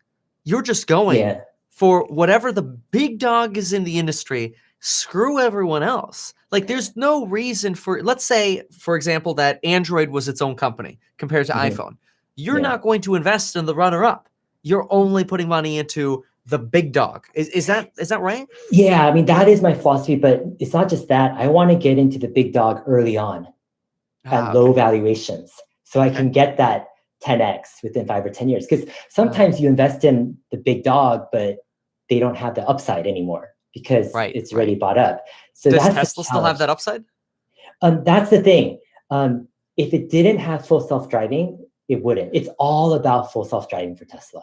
And Got it. and that's the number one thing I'm watching out for. If there are competitors who do a better job than Tesla, then this is a big risk factor for Tesla with full self-driving, right? So this is the number one thing I'm looking out for. If Tesla can continue with what they're doing and their lead with full self-driving, then it will open up multi-trillion-dollar markets, in my opinion, and it will justify a far greater valuation because of their lead, right? But if Tesla has no lead, and here's a risk factor too, like Google was afraid of iPhone and Apple of dominating and taking over the smartphone market. So they decided to come up with Android, make it free, right, to prevent Apple from having this monopoly. And in some ways, that's a risk factor for Tesla, where there could be another company, whether it's NVIDIA, Mobileye, or Google, Waymo, or someone who says, we don't want Tesla to have the monopoly on full self-driving. Therefore, we're going to offer it for free, this full self-driving capability, and monetize it in some other way through ads or search or whatever. And if that happens, then it becomes kind of a race to the bottom, where you've got these really cheap full self-driving systems that are very capable. It's kind of like Android, like the Android phones of the early days. Sure. You're like, hey, I could get $150 phone. It's like great, and it has compared Android. to this $700 iPhone, right? So a similar thing could happen where it's like, why do I need to get a $40,000-$50,000 Tesla? I could just get a $20,000 Chevy or something with free full self-driving. Well, so that is definitely a risk factor. Sorry, finish that thought really quick. I was saying that's a risk factor involved. Yeah. That's and that makes me really curious, because if that's the risk factor, Elon Musk in his last earnings call talked about this potential for their neural net as a service. NAS, we'll call it. Yeah. What is your belief that potentially a neural network as a service could prevent alternatives from coming up by Elon continuing to grab market share? Because one of my initial reactions when I heard Elon Musk say on the earnings call, oh, maybe we can just license our neural net out at some point. My initial reaction is, dude, that's the USP, man. That's the unique selling proposition for Tesla. Like, if I can get Tesla's autopilot in any car I wanted, well, then I wouldn't have to buy a Tesla. I could go buy a Mercedes. I could go buy a McLaren and have my Tesla autopilot on it. One of the reasons I buy Tesla is because of the Tesla autopilot. So I have that fear. But what you're saying here is maybe I think what you might be saying is maybe if we license it out, we can prevent some competition or gain more market share. What's your reaction to this? Yeah, exactly. I mean, I think that's the right way to look at it. Is if Tesla is only looking out for themselves, it could trigger this reaction against Tesla, where Google and NVIDIA and Intel, Mobileye, and all these other companies start to gang up and say, we need to stop Tesla from monopolizing full self-driving. But if Tesla, maybe is more friendly, opens up their full self-driving technology, maybe offers it to other companies, and gives them a deal that's too hard to pass up. And you see Tesla autopilot in your Ford or your Chevy. Yeah, exactly. And who knows? And if Tesla is really generous, you could drive your Ford F-150 with autopilot to a supercharger and hook up, right? In some ways, it could make sense, because then Tesla becomes, kind of the friend for everyone, and there might not be enough incentive or for someone else to come and say, hey, let's gang up against Tesla. They're an ally. And Tesla could sell their powertrains too, their batteries or their motors and just skateboards. But I mean, I'm sure that the opportunities are endless, but I think Elon will figure out a way how to navigate, I think, the future. Now, most of the EVs coming up now, they're so heavily focused on, we're electric and we're going to disrupt school buses or garbage trucks. That's what we're going to disrupt, and we've got a SPAC for that or whatever. Is it really that the reason you're investing in Tesla is the autonomy and robotaxis rather than EVs, or is does that have any weight to you? Yeah. So, okay, I looked at Tesla. The Tesla story is 3 phases or 3 stories of valuation. The first valuation story was Tesla from $3.5 billion market cap in 2012 to $40 billion market cap by 2018. So Right. Elon Musk's CEO's incentive plan actually had a date by which he wanted to reach $40 billion market cap. So that's the first stage, mission accomplished with Model 3. The second stage is this stage from 50 to 60, let's call it $60 billion market cap in 2018 to $650 billion in market cap in 2028. Now here's the problem. Tesla reached that $650 billion market cap already in 2020, 8 years too fast, right? So you could say in some ways, you know, and the second phase of the Tesla valuation story, the kind of the big milestones are Tesla selling 10 to 20 million cars per year by the year 2020, by the year 2030 or so. It's still a car story, right? Yep. Now, there's a third phase of the Tesla story, which is what we're starting to phase into and what Elon Musk alluded to in the earnings call last week, which is this phase beyond 10 to 20 million cars per year to justify the Tesla valuation. This third phase is going from $700-800 billion in market cap to, you know, $6 or $7 trillion in market cap over 10 years. And the only way you can justify that, in my opinion, is you have to bring in full self-driving. And you have to say, the full self-driving, the feature is so revolutionary, it completely transforms the value of what a car provides. Like, for example, you're paying $30,000, $40,000 for a car so you can drive it to your work and back. But how much value would you get if this car could drive you without you driving, and it could drive all of your friends and your friends' friends, and it could be your whole, like, one car can service like your whole street or something. Sure. And yeah. So how much value is that? Or if it can make you money by just, you know, you sending it out, working overnight while you're sleeping. And so Elon Musk is saying that value that we're going to create through full self-driving, that's the hidden secret for Tesla going forward. Meaning, if Tesla can unlock, you know, double, triple, you know, more value per car, all of that is purely profit, because they didn't need to spend any more money. It's the same software. They're just pushing the code, you know, out to more people. And so if they sell a $50,000 car, but they're able to somehow monetize and make 50 or 100,000 more per car, that's all profit. And that can justify perhaps trillions more in value. But all of this is speculation right now, meaning Tesla needs to deliver the full self-driving, and it needs to work far better. How far away do you think that is? I mean, somebody here in the comments says full self-driving is 20 plus years away. What do you think about that? Yeah, it's a great thing to monitor. I've been talking with a bunch of people who have the beta, and that's kind of one of my hobbies. So I'll text some people, I'll invite them onto my channel, and I'll ask them, hey, how is the full self-driving beta going? I'm watching the videos, and I'm keeping up to date on how accurate and when this full self beta will roll out. Now, if people know me, typically I'm a very cautious person, and I tend to be conservative in some ways. So when Tesla was rolling out, you know, autopilot in 2017 and 18, lots of people were so excited, thinking that Tesla would solve full self-driving within 1 year. And I was a voice writing on forums saying, guys, take a break. It's going to take longer. You know, this is a harder problem to solve. So for many years, I've been like that until last month. So last month was the month where I changed my complete paradigm on full self-driving.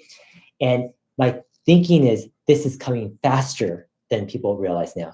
And the reason is because, like, for example, I actually got a test drive. It was back in battery day. Autonomy day. So this was in 2019 battery day. I think April 2019 battery day. Or autonomy day in April 2019. April 22nd, 2019. Yeah, I went to Tesla's headquarters, and I get into these events because I find a way to find my way in. And I was there, and it was a bunch of institutional investors, and Tesla was giving these autonomous test rides. So they had full self-driving up and working, and they put three investors in a car, and they had a Tesla engineer in front. And for 20 minutes, the car would drive around Palo Alto, around their headquarters in different neighborhoods, and come back. And it was fabulous. It was like great. There was barely any interventions, and people were stoked. This was 2 years ago. And the problem, though, was that there were too many edge cases where it could work in safe environments, but in unsafe environments, it had a problem. And so what Tesla decided to do is they decided to rewrite basically their entire approach and code. And so in 2019, what's happening, each camera of Tesla, they were taking the images and analyzing each image by itself, and then they were trying to stitch it together, but it wasn't really stitched together. It was just using a bunch of code to say, let's use this image or this image, sometimes this image, and it was this hodgepodge of code. What Tesla decided to do was two things. One is they said, what if instead of analyzing images, we analyze video, like the motion that these cars are going through? So we analyze not just the stop sign, but how it's progressing through the video to figure out our position. And the second thing is, what if we fuse together all of the video feeds into one master kind of video feed? And so what Tesla did was they completely revamped how they process the imaging into video and one total feed. And then they rewrote all of their neural nets, which is the software that analyzes the video feeds. The result was it took longer than expected. They thought they could get full self-driving out last year or a year ago. It took longer, but the result is it's blowing people away on how accurate it is. So people are driving this in San Francisco, in Berkeley, the busiest streets, and they're seeing like this car drive fabulously. There's some interventions here, there's some things where it doesn't drive perfectly, but people are being blown away. And the thing is, this only gets better because as the neural nets get trained by the Tesla computers, they're able to increase their accuracy. So by the end of this year, I think we're going to start to see Tesla full self-driving cars that completely blow people away.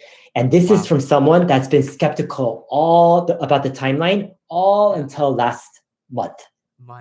And that's because of this well, not only what you're seeing in these beta drives, but also that rewrite where now Tesla is essentially looking at every camera put together at one moment in time. Where are we? What's going on? And making one collective decision rather than choosing, let's use that camera for this millisecond, that one for that one for that. And so they have this broader picture using optics rather than LiDAR. So using our eyes essentially, along with radar. And really doing something that no other company is doing right now, because there is no other company that's developing, well, certainly self-driving without LiDAR right now. But I wonder if are other companies doing this with the multiple sliced together images? Yeah, I mean, the closest competition, so there are a bunch of companies like Waymo and Aurora. Baidu in China is combining with several other companies to try to do their thing. The vision-only companies, for example, Mobileye does the best in terms of vision-only. Tesla used to use them early on. And then also Comma.ai, they're a startup that uses also vision-only. So there are companies that are trying vision-only, but the reason why Tesla is so far ahead is because with neural nets, okay, so we'll go on a tangent, but let me know if this is too out there. No. In 2012, there was the historical make it like crazy moment in artificial intelligence. And it was at this competition called ImageNet. So what ImageNet was this competition where computer geeks, programmers all come to this one place, and they try to identify images accurately. And up until 2012, every winner of ImageNet has always taken the same approach, which is you code a system of rules to try to identify what the image is. So for example, if the image has whiskers and looks like this and two eyes and whatever, then it is a cat, right? If the image is, something has big, nose or something and all this other millions of lines of code, then it could be a dog.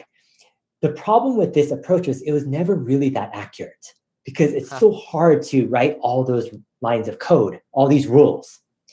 Up until 2012, every single winner, though, was a rule-based winner. It just wasn't that accurate. In 2012, historic moment happened. For the first time in the history of the world and ImageNet, a neural net approach won the competition. Wow. Neural nets were used before that for many years, but they never were good enough, right? And neural nets are basically kind of the promise of AI. And the way you can understand neural nets is this. Rather than a rule-based saying, if this image has whiskers and two ears and looks like this, blah, blah, blah, then it's a cat. Rather than the rule-based, a neural net acts more like a brain, a human brain. And what a human brain does is it picks up different parts of the picture, the image. So it looks at colors, black, red. It looks at textures, right? It looks at hardness and sharpness. It looks at mass and different things. So there's probably dozens of ways that the human brain picks up different angles of that image, stitches it together, but the human brain doesn't know what that is until you tell the human brain. Like I tell my daughter, that's a cat. And then she goes, oh, but the first cat, she might not be that confident. If I show her 100 cats, her brain is picking up dozens of different angles of each cat, and then her brain starts to learn that's a cat. So what a neural net is doing is it's saying, okay, let's look at an image, a picture of a cat, for example, and we're going to look at the texture, the color, the hardness, the sharpness, the masses, the location, all sorts of different angles. We're going to analyze it, but we don't know what it is. And then we're going to train that neural net and show a picture of and tell the neural net what it really is. We're going to say, that's a cat. Okay. Right. So you do that once and the neural net says, okay, it's not very good at analyzing what a cat is, but it knows one picture. Now, if you do that 1,000 times with 1,000 different picture of cats, like you say, here's a picture, and you say, that's a cat, it's going to start to pick up what a picture of a cat looks like. Over 1 million images, different images, it's going to start to pick up a cat better than a human being after 1 million images or so. Right? Yeah. So it outdoes a human. So in 2012, that was the breakthrough moment for neural nets, but it was the breakthrough moment for artificial intelligence in a lot of ways too. Because for the first time in history, we found a way where this AI, this artificial intelligence approach, using code that was set up like a human brain, could outdo a rule-based approach. So what Tesla did was they piggybacked on this whole phenomenon. And the reason why people use LiDAR today is because a lot of those efforts were started before the 2012 ImageNet results. So if you look at, for example, Waymo. So you're saying LiDAR is pre-neural net. Exactly. So pre-2012, there was this thing called DARPA and for transportation. And they had this thing where it was a competition where you could drive a autonomous kind of car, remote control kind of autonomous car through a complicated, through a car through roads. But you could map it out, and all of the people decided to use LiDAR. This was in the 2000s up until 2010. So they used LiDAR to first map it out and then to control their remote control cars, and they're able to navigate these streets.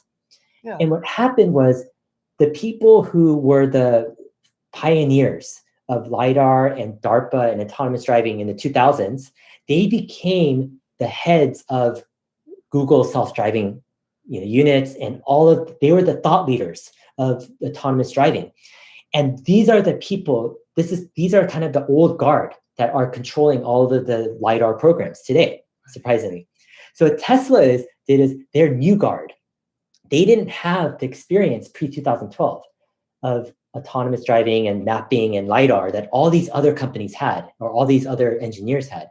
So they came to autonomous driving with fresh eyes. And they said, okay, what can we do? Should we do LiDAR and HD mapping like everyone else is doing? Or should we go all in on neural nets?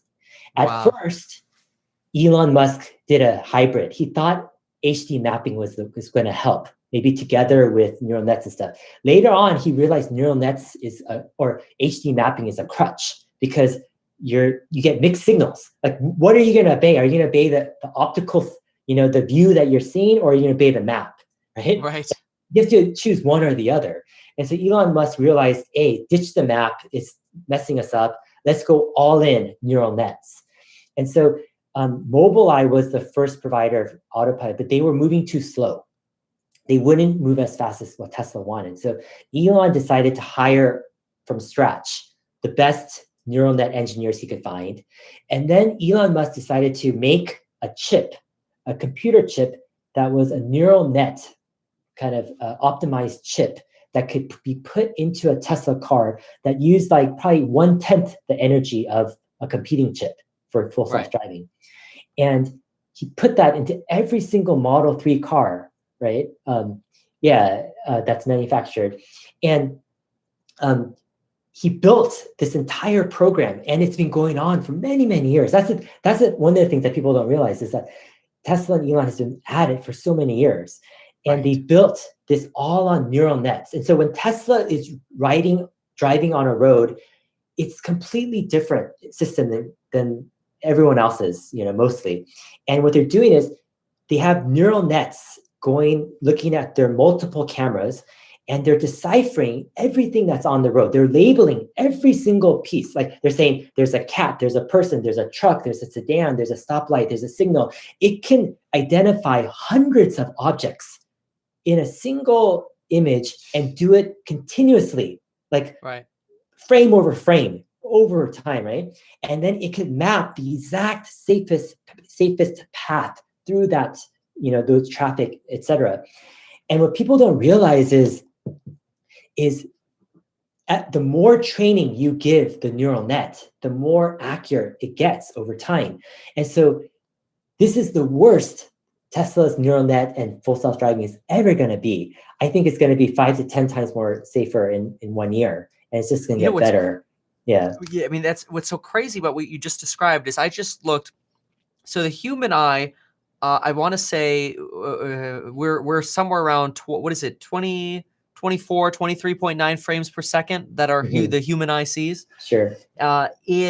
This autonomous system, at least here from 2019 reporting, processes, not only sees, but processes 2,300 frames per second, which is literally, I mean, what is that? 100x what our eyes are seeing every single second. That's incredible. So, I mean, when you align what you've just described, you're really saying, imagine using technology that's using your eyes to see what's there. Forget about maps, forget about lasers. To take your human eyes, put them in a computer, turn up the speed 100x, and go drive. Yeah. Is that about right? Yeah. I mean, the second key part is the neural nets, or the brain, the computer brain, needs to know what these objects that they're seeing are. It needs to be trained. It can't figure out by itself without training. And so here's where Tesla's advantage comes in, is there's so many weird things on the road. Like, for example, let's say there's a truck with a chair that's strapped to the truck. And because of that, you have to be a little bit more careful. So Tesla needs to find out how to identify trucks with chairs that are strapped to the back of the truck. How does it do it? What it does is it sends out a request to the entire Tesla fleet over the air, hidden. Like, the Tesla owners don't even know about it. This is going out. And the request looks like this. It says, give me all the images of a truck that has a certain object that looks kind of like a chair, and they might have some different parameters, and send it back to us in headquarters. And so they get thousands of images coming back from their Tesla cars. of all these trucks that have something that looks like a chair or something, right? Thousands of images come by. Jeez. And Tesla then, the Tesla labelers, they start looking through these images. The humans. Humans at first. Yeah. And they say, truck with chair, yes. And then one is no, or something. They toss the ones that aren't.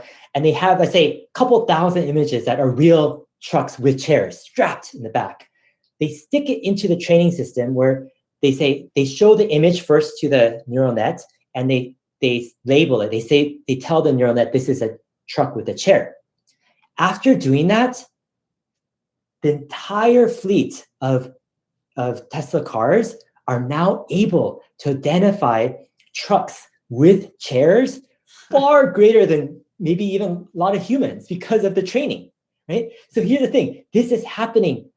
Hundreds and hundreds and hundreds of requests Tesla is sending out, these obscure things, send me a stoplight with half of, its stoplight covered by a branch of leaves, because it's going to take those images, label them as real stoplights, put them back into the system. So Tesla, when it sees a stoplight that's covered with half of the leaves of a tree, is able to identify it as a stoplight confidently, right?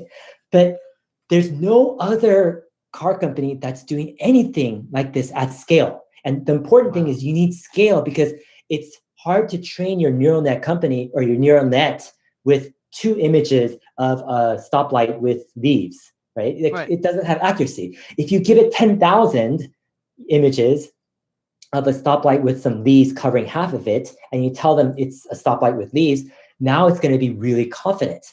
And that's the difference between Tesla's autopilot, which is it's got the thousands and thousands of images for every obscure, thing on the road, versus every other so-called autonomous driving system. But I mean, it barely has doesn't anything. Mobileye do this? Because see, Mobileye is in Neo now, and I believe that the next Neo, the ET7, is going to switch over to we'll have the NVIDIA chips, but it'll probably still use Mobileye. Yeah. Eventually, maybe they'll develop their own. And so, sure, Tesla has a lead here. Like, they're way ahead because they've got these millions of vehicles out doing the chore for them.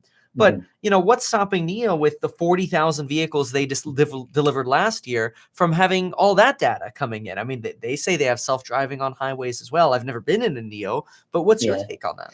Yeah, so a lot of these other companies, I mean, it's a fair point that whoever can get the cars out on the road with the ability to have the hardware and the cameras and the over-the-air capabilities of getting requests and sending images back and labeling, et cetera, they can start to bridge the lead, right? Close the gap that Tesla has.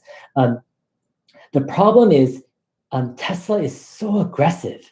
Like, for example, this whole thing of over-the-air updates or over-the-air requests, sending thousands of images back to be labeled and all of this stuff, it's really, really cutting-edge stuff, meaning this stuff hasn't been done before, especially at scale. And so, for example, at Autonomy Day for Tesla in 2019, Andrej Karpathy, Tesla's head of AI, kind of gave some framework of how they're approaching this problem.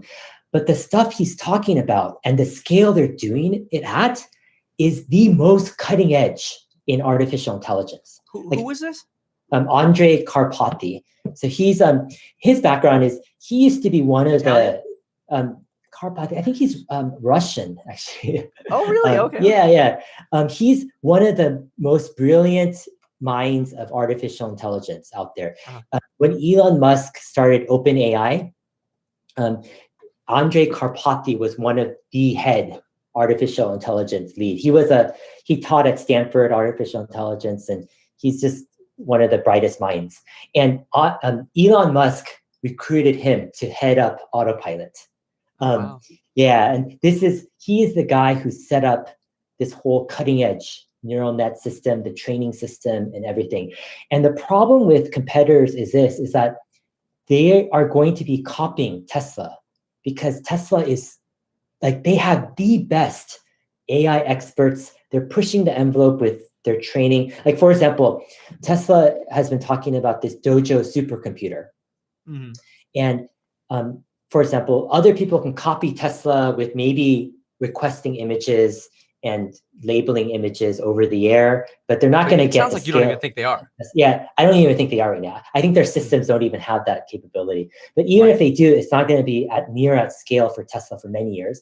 But the second thing is Tesla has moved on to the second generation of labeling, which is crazy. And this is so cutting edge that it's not even fathomable by most of Tesla competitors. So this next generation of labeling is video labeling. Okay, so video labeling is just not done like in modern day. It's just it's the bleeding cutting edge of of AI. And so here's what it is. Typically, when you label, you're doing images, and It's you're one still feeding, frame yeah, at a time. and you're telling the neural net what that image is, right? So it can calibrate. And you will over time do some automated rules by classifying certain images as a certain thing and feeding it in, but you're still doing images. What Tesla is trying to do is they're trying to do a crazy step change with labeling where rather than doing images, let's say you have a picture of a video. And on that video, you could just label the things in the video. Like, for example, label the car. A picture of a video. So like a still frame of a video. Oh, no, sorry. So let's say you have a file of a video. It's a video file. Okay. Yeah. And let's say in the picture, you have a cat and a car and a stop sign and a signal light and bicycle and let's say 100 things. Yeah.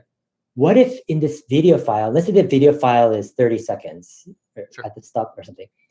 60 frames per second. Is that what they're using right now? 60 or something? I think it might actually, I'm not sure actually. It might even be 30. They're going to up it later with high definition cameras and faster frame rate later on, I think, in the next generation. But what video labeling is doing is you're just saying, okay, that's a cat in the video.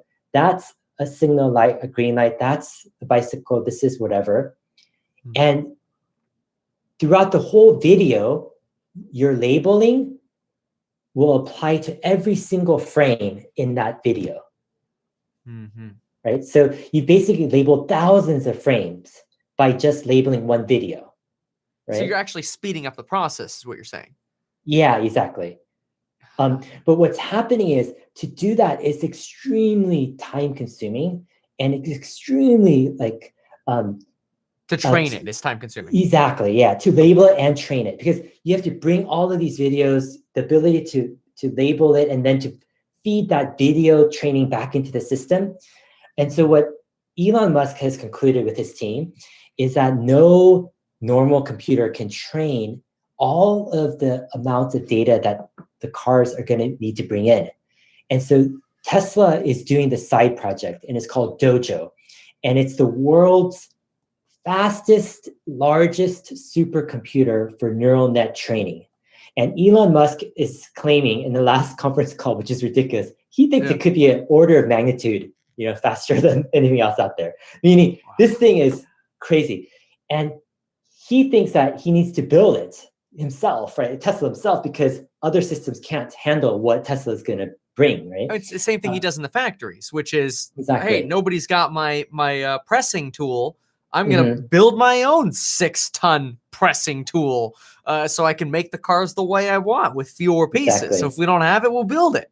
Exactly. So what he's doing, he's building this Dojo supercomputer, and it's an immense project. It's going to take like a year to figure out and build. So the second half of this year will probably come in.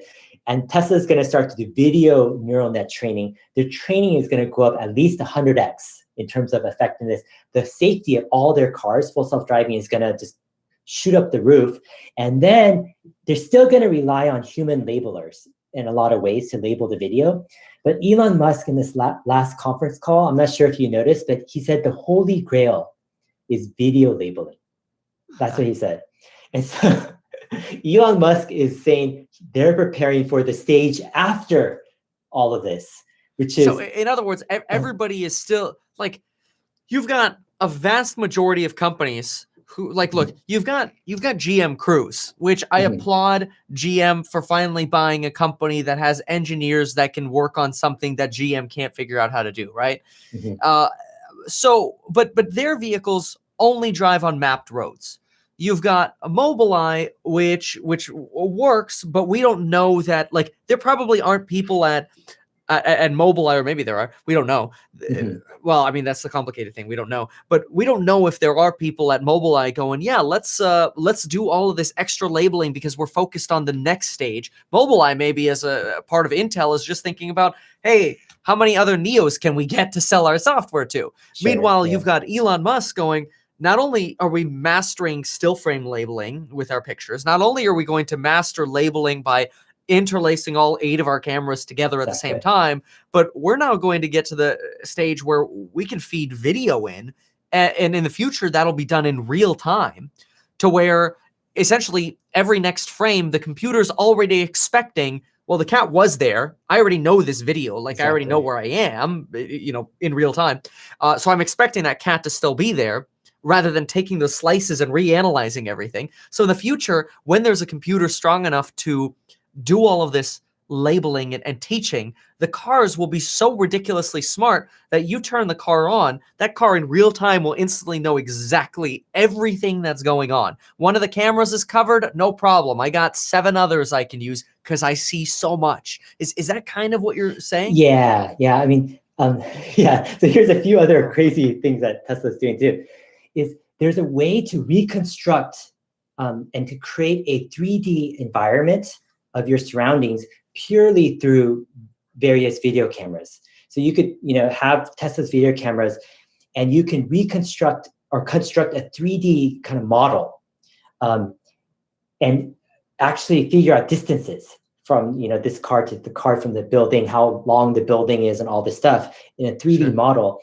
And so part of the video labeling of what Tesla is doing is it's not just taking a simple video and labeling it. What it possibly could do with Dojo is 2 things. One is Dojo could be used to take video that's stitched together, use massive amounts of computing process to create a 3D kind of surround sound, like, model of that environment.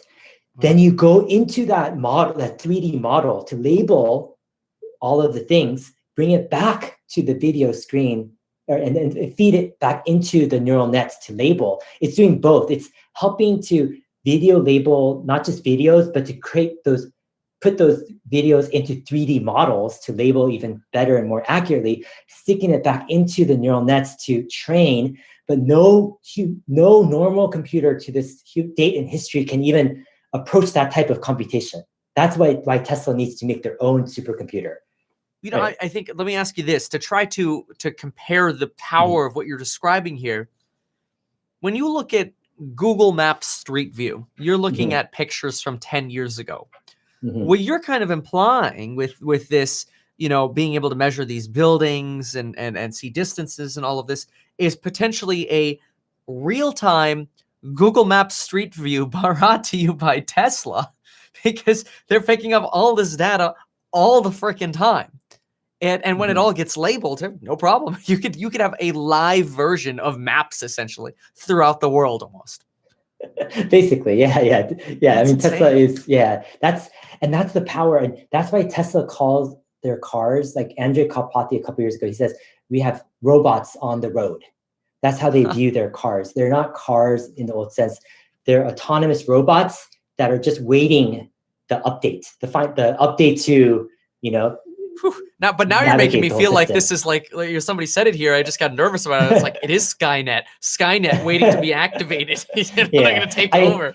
Yeah. I mean, the good news is that this is a specific kind of use application for driving alone. It's just used for safety to try to get the car from one place to another. But but the technology behind it, if you do take a step back, it's using the most massive computing power ever, like with neural nets applied, to take apart videos, create 3D images, label, train these neural nets, and bring a level of driving that will be far greater than 10x safer than a human driver. Like, I think Tesla is aiming for 100x safer within the next 5 years or so. I mean, I already think the car is safer than us driving alone, even with the technology they have right now, and they don't even have these things we're talking about yet. Exactly. They're just not working on them. Because it's, first of all, it's always paying attention. Yeah. We get distracted so easily as humans. It's very dangerous. And I feel like, I know there are a lot of concerns but what about all the other crazy drivers on the road? If they're not Yeah. self-driving, right?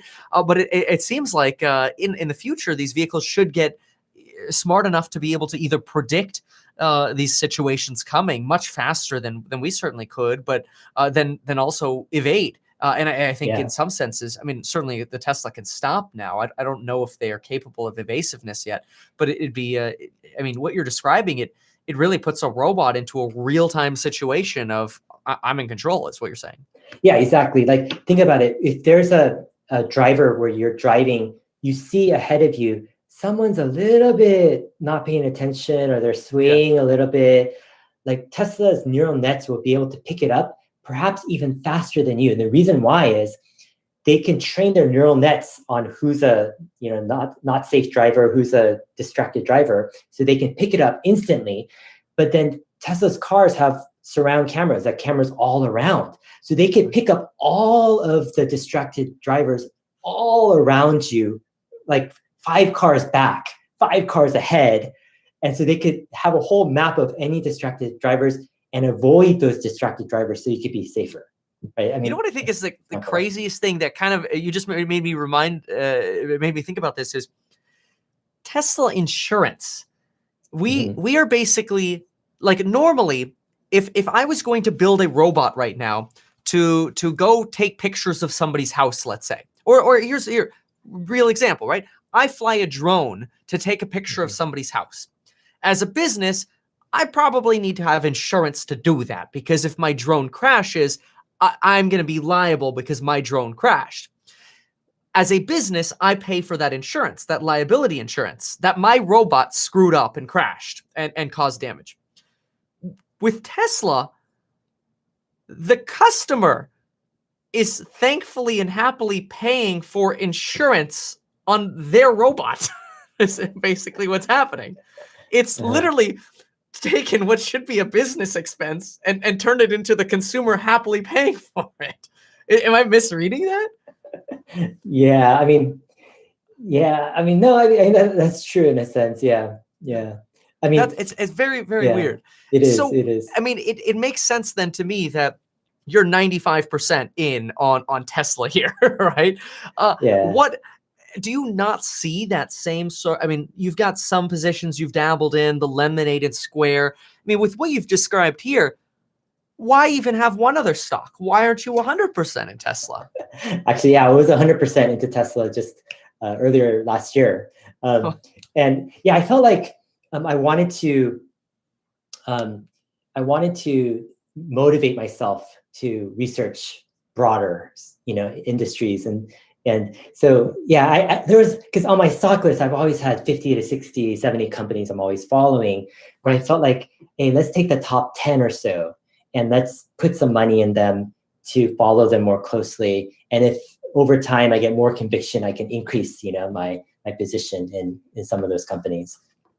Wow. Yeah. I mean, that is fascinating. And if you put a little bit of money in, I know how that is. You want to research it more and pay attention to it more because you have exposure. That makes sense regarding the 95. Okay, so now what I want to ask you about is, this is an absolutely fascinating discussion on Tesla, but I want to ask you, if you, and this is a big hard shift here, but you put your shoes right now into the CEO of Robinhood's shoes, what do you do right now or tomorrow? What do you do? You're the CEO of Robinhood. Fix it. I'm the CEO of Robinhood. I call up Meet Kevin. And this is serious.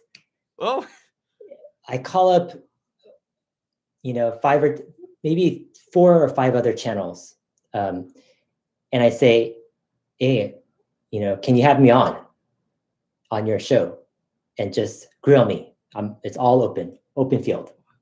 Wow. And I would stay as long on their channels as they want me to. So for example, I'm Robinhood CEO. I'll go on your channel and I say, no time limit, no questions off limit, go for it. Wow. And I would explain fully exactly why we're doing exactly what we're doing. and take whatever grilling you have and let it be a free-flowing discussion so that people could understand our side. And I would do it on your channel, and I would do it on probably 4 other channels, and I would spend the entire day as my top priority. Like, I wouldn't do anything else. That would be my first day of business. Yeah. Just grill me. Exactly. And what the result of that would be, you would have millions of people watching this interview on different channels. They would be long form interviews, at least an hour or so. I could explain exactly what Robinhood does, what our situation was, how we made the decision. People might not end up loving Robinhood at the end of the video, but the chances are they'll at least understand Robinhood better, right? And I think that needs to be the goal for Robinhood CEO at this point. Is there a risk that what would you then say? You're the CEO and your marketing team says, you've got a busy schedule. We'll give people 10 minutes with the CEO. We're the marketing team. We're going to go ahead and pre-screen the questions, and we'll be set to these are the questions. You got 10 minutes. There we go. We clocked in the punch card, so to speak, and then we're out of there. Is that a potential? Would that help, or is that a risk? I mean, yeah, it could be a risk, because then you come up, if you have such short time.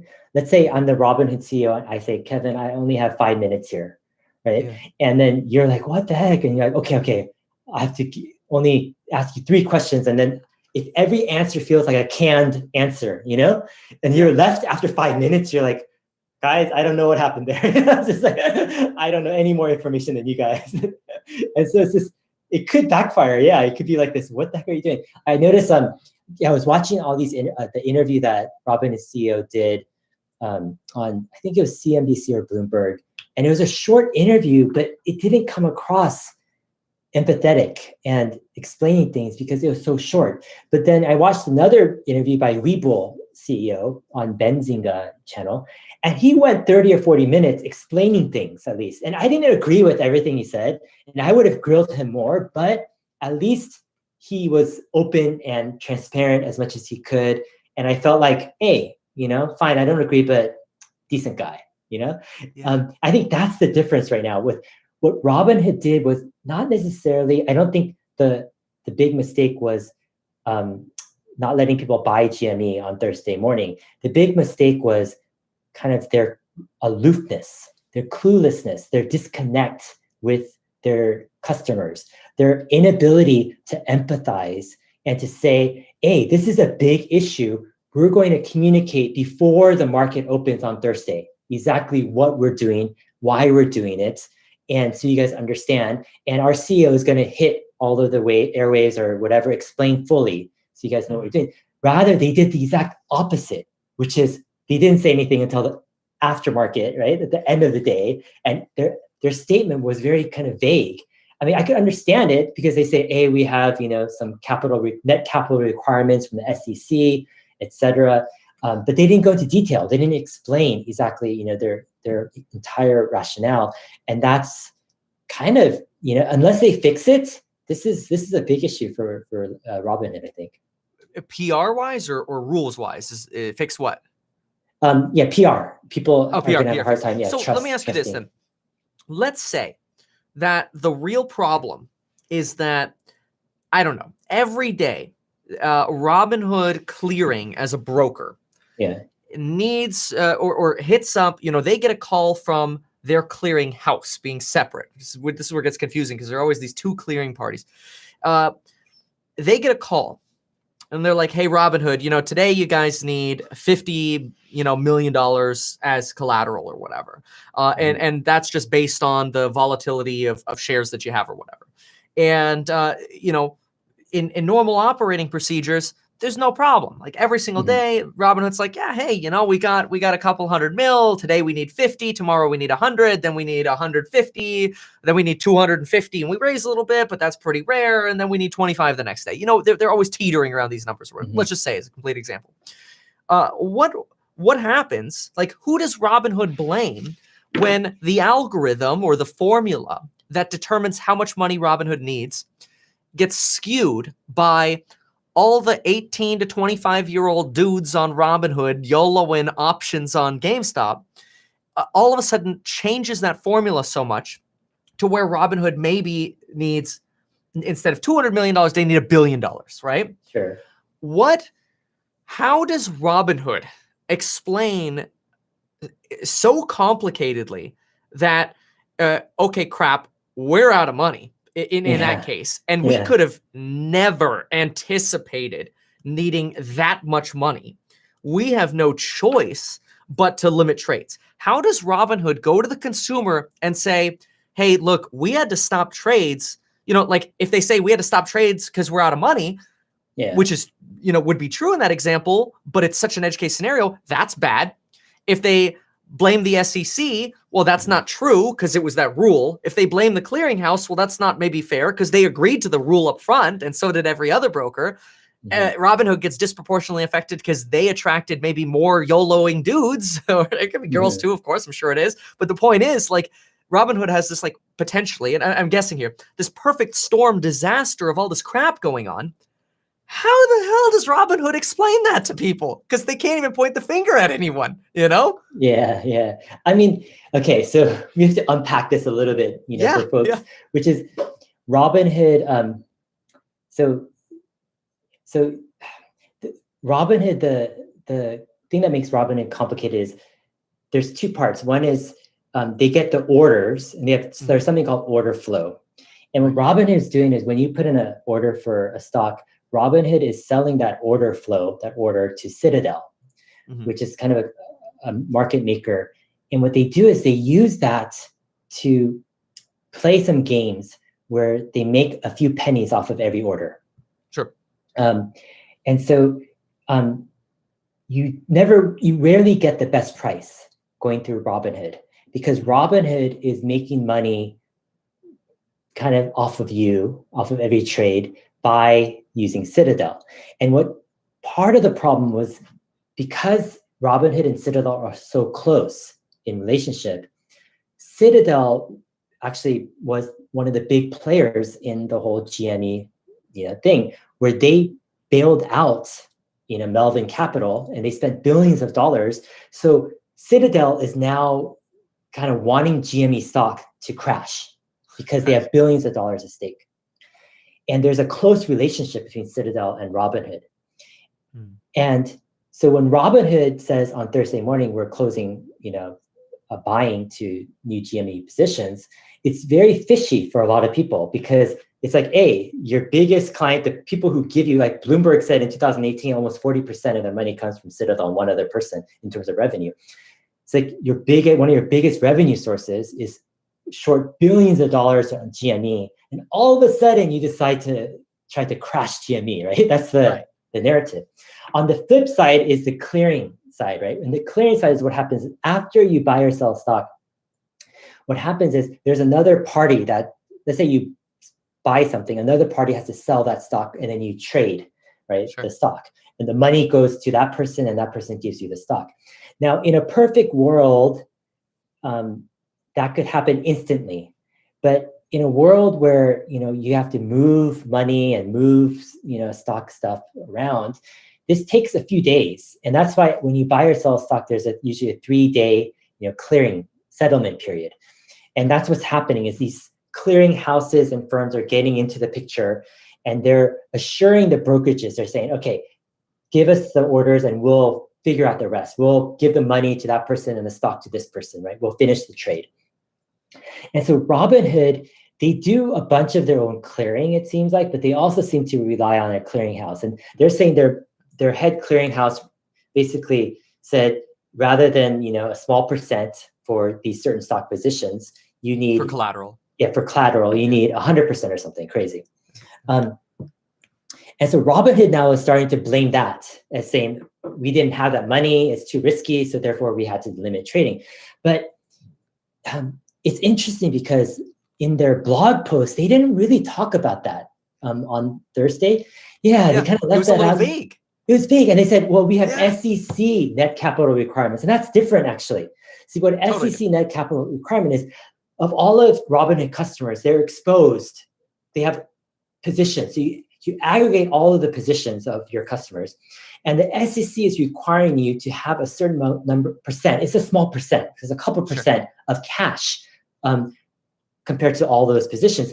Robinhood in their blog posts refer to that as kind of one of the reasons.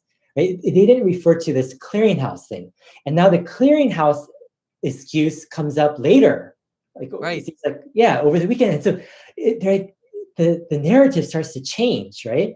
And so it's the whole thing that really paints a bad picture is they're not being fully open, and they're not, coming out and having long form interviews and fully explaining stuff. Even if they had one interview, the Robinhood CEO had one interview where he fully explained it for 1 hour, it would help tremendously. But it just is so mind-boggling how a company can be so disjointed or disconnected from the reality of their own customers. It's interesting. So in other words, because Robinhood, like even if there is this explanation that, hey, this clearinghouse issue was the real issue, it's so complicated and it's so technical. Even though it's so complicated and so technical, what you're saying is, if you're the CEO of Robinhood tomorrow, you go, throw me in the fire pit, and whoever will listen, I will sit here and I will continue to explain, as complicated as it is, just so we can properly set the narrative straight of what's happening. Because right now what we got 4 minutes on CNBC, we got 6 minutes on CNN, we got 5 minutes, 8 minutes or whatever on Bloomberg, and each of those left us all thinking, I don't know, man, I think that guy's in bed with the suits, Exactly. Then you get a blog post that doesn't even acknowledge the rumors about the clearinghouses. Instead, the blog post refers to SEC net capital requirements, which don't even matter, is what you're saying. Yeah. So here you've got this PR disaster at Robinhood, and Robinhood doesn't seem to be giving the time of day to solve it. And so if you were the CEO tomorrow, you'd be like, take all the time you need. Let's go. This is the top priority. All this crap I got on my desk, this is what we're talking about. Yeah. And I mean, in addition to this, this is a little bit more incriminating, but I think we need to give respect to people that they can understand stuff and they can research stuff too. Like, for example, in 3 sentences, I can explain the clearinghouse issue, like in a blog post. Like, for example, it's simple. Robinhood could say, hey, we rely on a company that acts as a clearinghouse to finalize trades, period, first sentence. This clearinghouse has changed our collateral requirements from a few percent to 100% for several stocks like GME and GME and AMC, etc. Second sentence. Third sentence, because of this unfortunate situation and our lack of capital to meet that, we are forced to restrict buying new positions on GME, AMC, etc. 3 sentences. Right. That could have been like the whole thing, and people could understand that. Like, it's not that complicated, Right. It's why do you think they're not? And I think honestly, that's probably the biggest thing that pisses people off is Robinhood is not, how to say this. Robinhood knows they have a problem. I guarantee you they've gotten tens of thousands of ACAT transfer requests, or they will in the next few weeks, right? They know they have a massive bleeding issue. Why, by them not spending the time to address it, it lets the conspiracy theories run, right? It lets the theories that they're sleeping with Citadel run. What other motivation would there be to not address this? Why would they try to keep interviews short? Why would they try to maybe pre-screen answers? What are they fearful of by being transparent? Is there a reason to be fearful of being transparent? Yeah, possibly. I look at it like this way. Let's say you're the CEO of Robinhood. Yeah. And you're not following Reddit at all. You don't even know what Reddit is, hypothetically. Sure. Okay? Let's say you're kind of old school a bit. And you see this GameStop go up and you're like, what the heck? You have no idea what's happening. Right. And then let's say you're in the finance world. Let's say you know a lot of just finance people, let's say, in the suit world, and your phone is off the hook, and you're talking to this, venture capitalist who supported your company to the tune of hundreds of millions of dollars. He wants 30 minutes of your time. Okay, you have a meeting with your management team. They want 30 minutes of your time. You're going to that meeting. Right after that meeting, you have a phone call. The SEC is calling you, they're talking to you. Citadel, CEO is talking to you, whatever. You're going meeting to meeting all, during this time, and you have no time to take a step back and really understand what people are thinking or doing at all. All you understand at this point is, I've got a crisis and I've got to fix this. And the information I'm getting is I need to stop, buying up new positions. And you're not trying to do something wrong. Like, you're not trying to hide something per se. You just don't see that it's a big deal. You just don't see that, you need to talk to people. You just think that it's just a policy change and a blog post will be fine. And so you're kind of, that's the thing. If you go to Reddit WallStreetBets and you spend an hour or two, then your mind's going to change. But the reality is, if you're in a crisis, you might not feel you have that luxury, to understand it fully. And so I think, to me, that's the most plausible, explanation. And I would encourage anyone who works at Robinhood or knows the Robinhood CEO, share with him this video or this clip and get him on, Kevin's show. And are your DMs open? I don't know how to contact. DM sure, me. Yeah, they're open. Okay. If you can't contact Kevin, DM me and I'll reach out to Kevin. But let's get the Robinhood CEO on your channel and let him explain. I think that's the hope. Whether Robinhood is going to recover or not, we should get the Robinhood CEO on and let him talk. And you should grill him. What do you do though if and we touched on this, but say that happened, right? Say they're like, okay, sure. Here's let's say you're in my shoes. Mm-hmm. So here, Robinhood says, okay, Kevin, we want to do a talk, but we want you to sign some form that says you're not going to juke us with some surprise questions. You have to follow the script of questions we give you. You can ask questions, but we're going to have the right to edit those questions.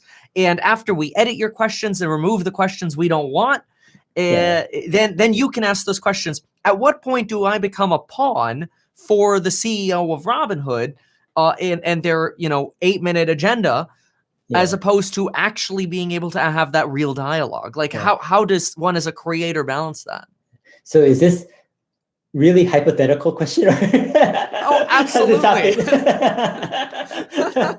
Have you had some communication with Robinhood? The thing is that I've been in lawsuits before, and I get it. I get this CEO has attorneys up his butt. Yeah. I guarantee you.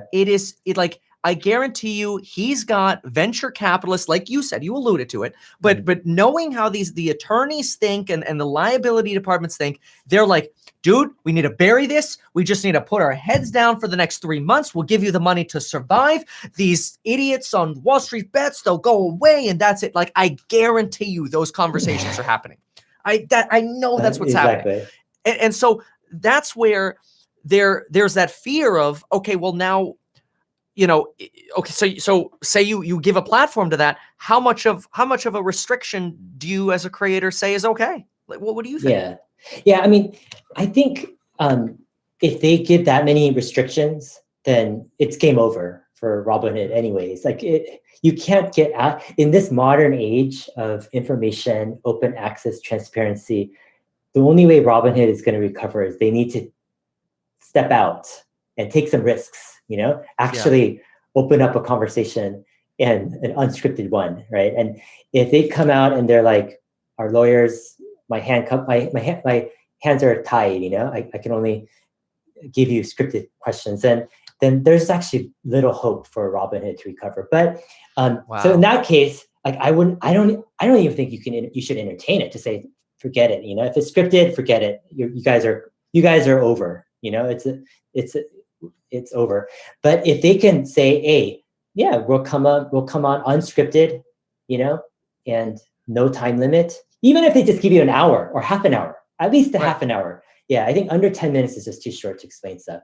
They give you at least half an hour, hopefully an hour at least. Then take it and grill them and give Robinhood an opportunity to redeem themselves. Let the people decide.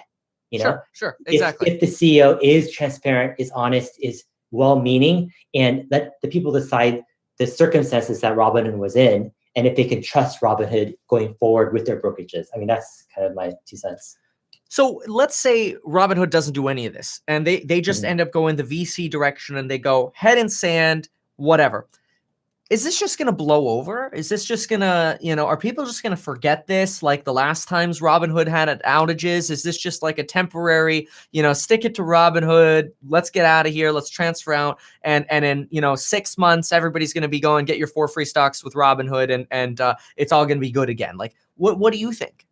Yeah, I think I look at it as more a range of possibilities, where the more they dig in and they don't share and they're not transparent, the more it's likely that this really becomes a scar that really just, I'm not going to say it makes them bankrupt, but Robinhood loses its standing completely. And I think it enough so where there's 1 or 2 other brokerages that take its place, I think. If Robinhood goes completely transparent, like a 180-degree departure, I think they can actually recover in some ways. Like maybe not fully to the full trust, but they can recover enough to stay up there. But there's a middle ground too, where what if they do a little bit of transparency, but not a ton of transparency? Like, what happens in that scenario? Maybe they stick around as second or third place. It's just complicated. So I hate to, make a decision before, things happen. But I don't know, I'm really curious, what is your take? Do you think they can recover from this whole thing or not? Yeah, I mean, I think right now, this movement puts them on the other line in the sand, and that's the line of the suits. It's here's the people, the 99%, and even include there are people in the 1% who stand with obviously the 99%, but for the purpose here, 99% versus there's corporate America, there's Wall Street greed, there's hedge funds destroying humans essentially, and our ability to get ahead. I think that's the way things stand now. And it used to be that Robinhood was on the side of the people. And now I think they've completely been shafted to the other side. The issue that I have for Robinhood is this isn't the first time they've been in the limelight for this. This order flow processing was a big deal. Then you get the outages. It was a big deal for a while. People forgot that pretty quickly. And I mean, it would come up, like people would say, well, you know how Robinhood makes money? And people are like, yeah, I know, whatever, but it's still easy to do options and this and that. And you still like it. And you end up just paying the price of whatever, slightly worse execution, right? I believe that certainly as long as the WallStreetBets movement stays alive, and the more WallStreetBets grows, the more friction Robinhood is going to have to stay around, because people are going to want to align with the WallStreetBets and the people, so to speak. However, Robinhood, and they might be thinking this, this is what is a possibility. It is possible that Robinhood is going to say, all we have to do is stick this out until the short squeeze is over.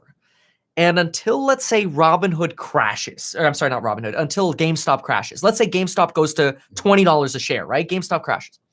Now, Robinhood goes, see, we told you it was risky. We told you it was risky, and we had to protect ourselves, because if we didn't protect ourselves and then it crashed, we would have been bankrupt. And we knew it was risky. We told you so. That could potentially now have a lot of people pissed off at the WallStreetBets community and slowly trickling back into Robinhood, right? So there is this real scenario that I've envisioned that this could really even just blow over once the whole GameStop phenomenon is over.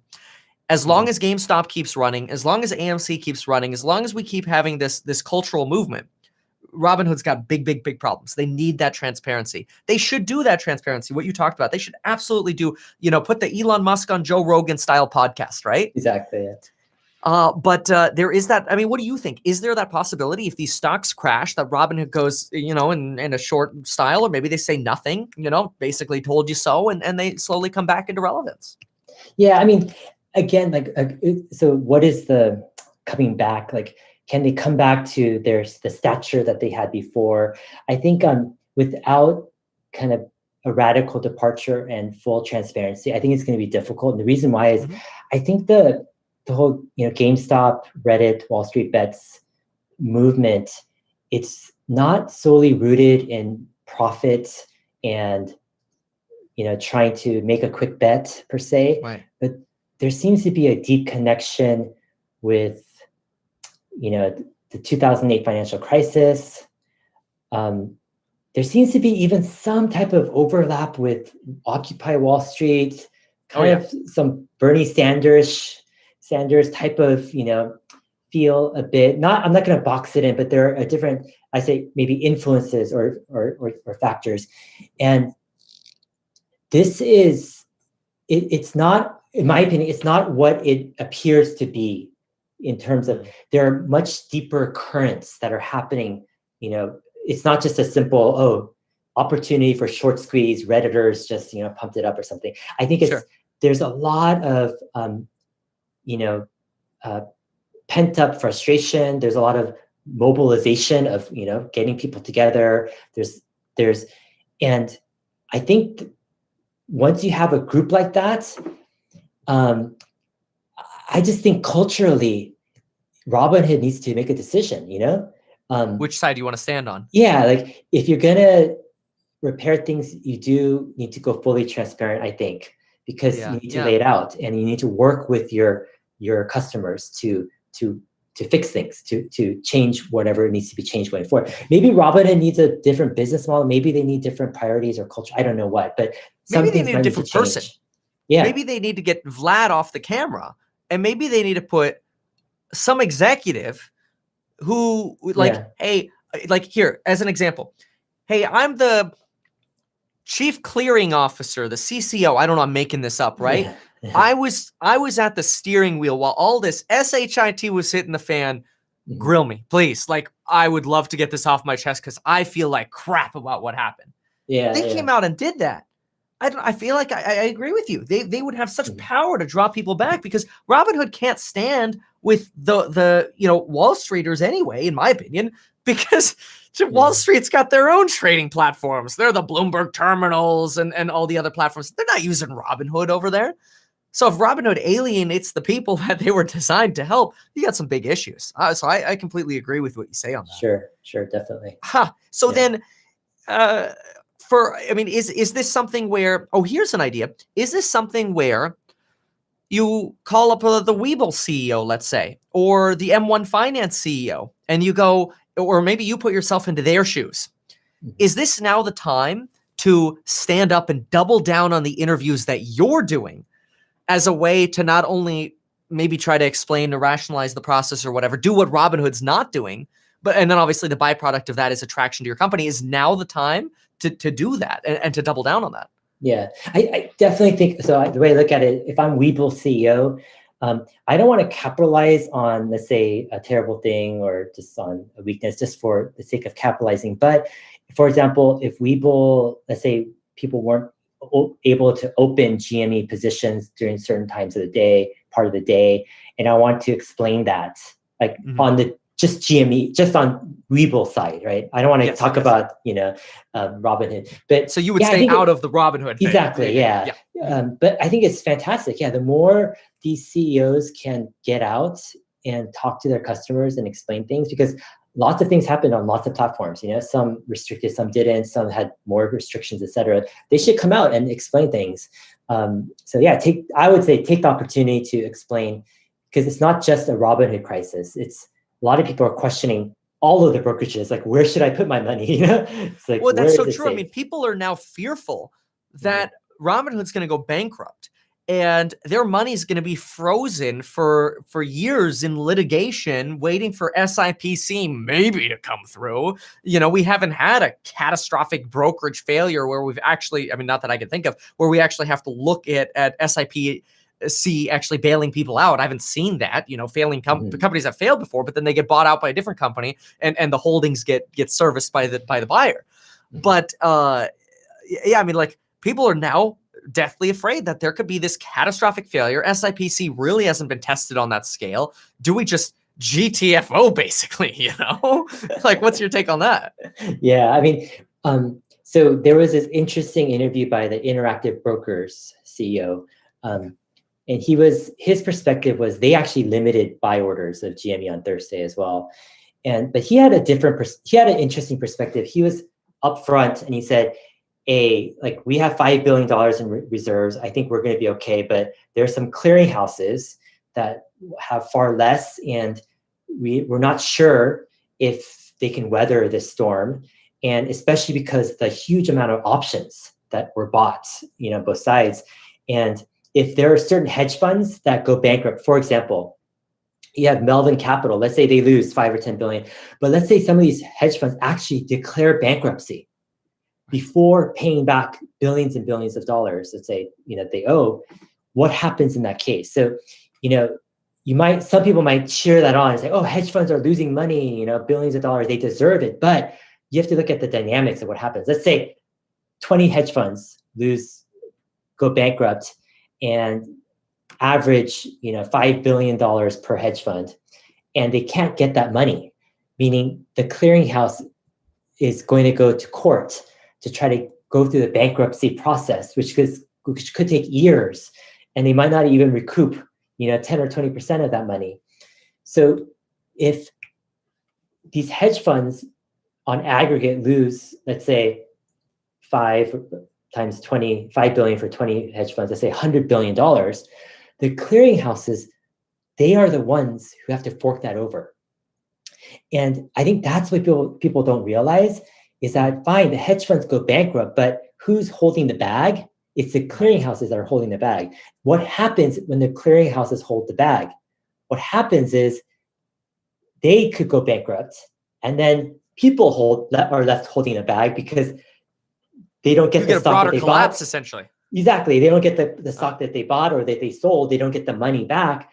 And so ultimately, the whole system kind of is at risk. And so Interactive Brokers CEO said, that's the reason why we're not letting these new positions open, is because we see a systemic risk, right? Wow. And so I asked, a friend who used to work at Interactive Brokers, and he knows the CEO really, really well. And I'm like, what's going on? He says, in his view, the CEO tends to be kind of risk conservative, risk averse. And he says, even if he thought there was a 5 or 10% chance of a systemic kind of risk or failure, he would do those actions, limit trades. So, I mean, looking at it from that perspective, like, as long as, Interactive Brokers, they came out and they said, here's what we're doing. And you can hate on Interactive Brokers and, pull your money, but at least they were honest and transparent with that, right? They said, here's what's going on. And so I think that's the discrepancy. Robinhood, they could have just done the same exact thing and said, they could have copied the words of the Interactive Broker CEO of that. And that would have been better, in other words. Exactly. They just said the same thing. But instead they just, went a different direction. So we'll see. Right, because what happens. What people heard was Robinhood owned up for making the decision themselves. That's what the people heard, because that's what Vlad said. And then the people also heard, we did this to protect the people. And so now the consumer, the people are going, wait a minute, you're not letting me buy shares to protect me, so you're trying to act like daddy. I don't want daddy telling me what to do anymore. I'm 18 plus and I'm trading my own stocks. GTFO, bad messaging. You guys are the dicks. Is that kind of what's going on then with their messaging? Sure. I mean, I've said this before. I think Robinhood is like digging their own grave with the style of communication that they've chosen to this point. And I hope from the bottom of my heart that they do a 180-degree, turn and change their messaging and their approach. For the sake of their company and all the people there. I'd hate to have, everyone, have to move out of that platform. Well, it's a pain in the butt doing the brokerage exactly. transfers. So your money's frozen for a couple of weeks. It's a disaster. Yeah. What about, and then if you sell, you're paying taxes, which is the worst way to do it, is to sell and take your cash out. You should certainly transfer your shares instead. Okay, so then what's your message to all of the people right now holding them YOLOs to get their tendies? What do you do? Like, is there any advice you have for them? Yeah, I mean, again, like short-term plays, trading. I'm a fan. I'm not one of those. Like, I believe in long-term investing, but I also see the power of short-term investing. Like, I've had a friend on named Emmett Peppers on my channel a dozen times, and he turned $2,700. He had $2,700 in his IRA in 2011, I think, 2010 or 2011. That's the only amount he ever contributed to his IRA. He never added anything else, like outside to his IRA. And that same IRA is worth over $30 million today. Jeez, and it's largely because he's developed his own style of kind of trading, betting, investing, kind of this hybrid model, which it's quite amazing. I've done 12 interviews with him trying to unpack it. But because of guys like Emmett, and he's had his stock portfolio go up and down over the years, and that's actually not his main holdings. His personal accounts have gone up even higher than that. But because of that, I don't look down on trading, or betting. Like, I think there's legitimacy with that. As much as there's legitimacy with long-term investing into what I call generational companies. I mean, that's my bread and butter for 100x investing. But my only thing with short-term investing or betting and gambling and all this stuff is number one, only risk what you can lose. Like, don't overdo it, because, the history books are filled with people who just got emotional and put too much because they thought it was a sure bet. Nothing is a sure bet, no matter what it seems like, So always remember, everything that can go wrong, right? That's the first thing about investing. You can never be too sure about yourself. So don't risk more than what you can afford to lose. And the second is, you really need to have an edge. I mean, that's my thing. Like, don't be a laggard. Like, if you're in the WallStreetBets thing and you're in a trade, like, I'm just be part of the earlier crowd. Like, don't be the laggard crowd. I guess the problem is how do you know? If we see sometimes as here on YouTube, where I really think we get a lot of great ideas that froth up to the top first before other platforms or even cover this. Sometimes it's hard to know, like, I don't know, GameStop, wow, it just went from $20 to $60. That's insane. Like, there's no way it's going to go higher. This is going to crash and it's going to half in value. It's going to go from 60 to 30, right? And like, that makes you feel late.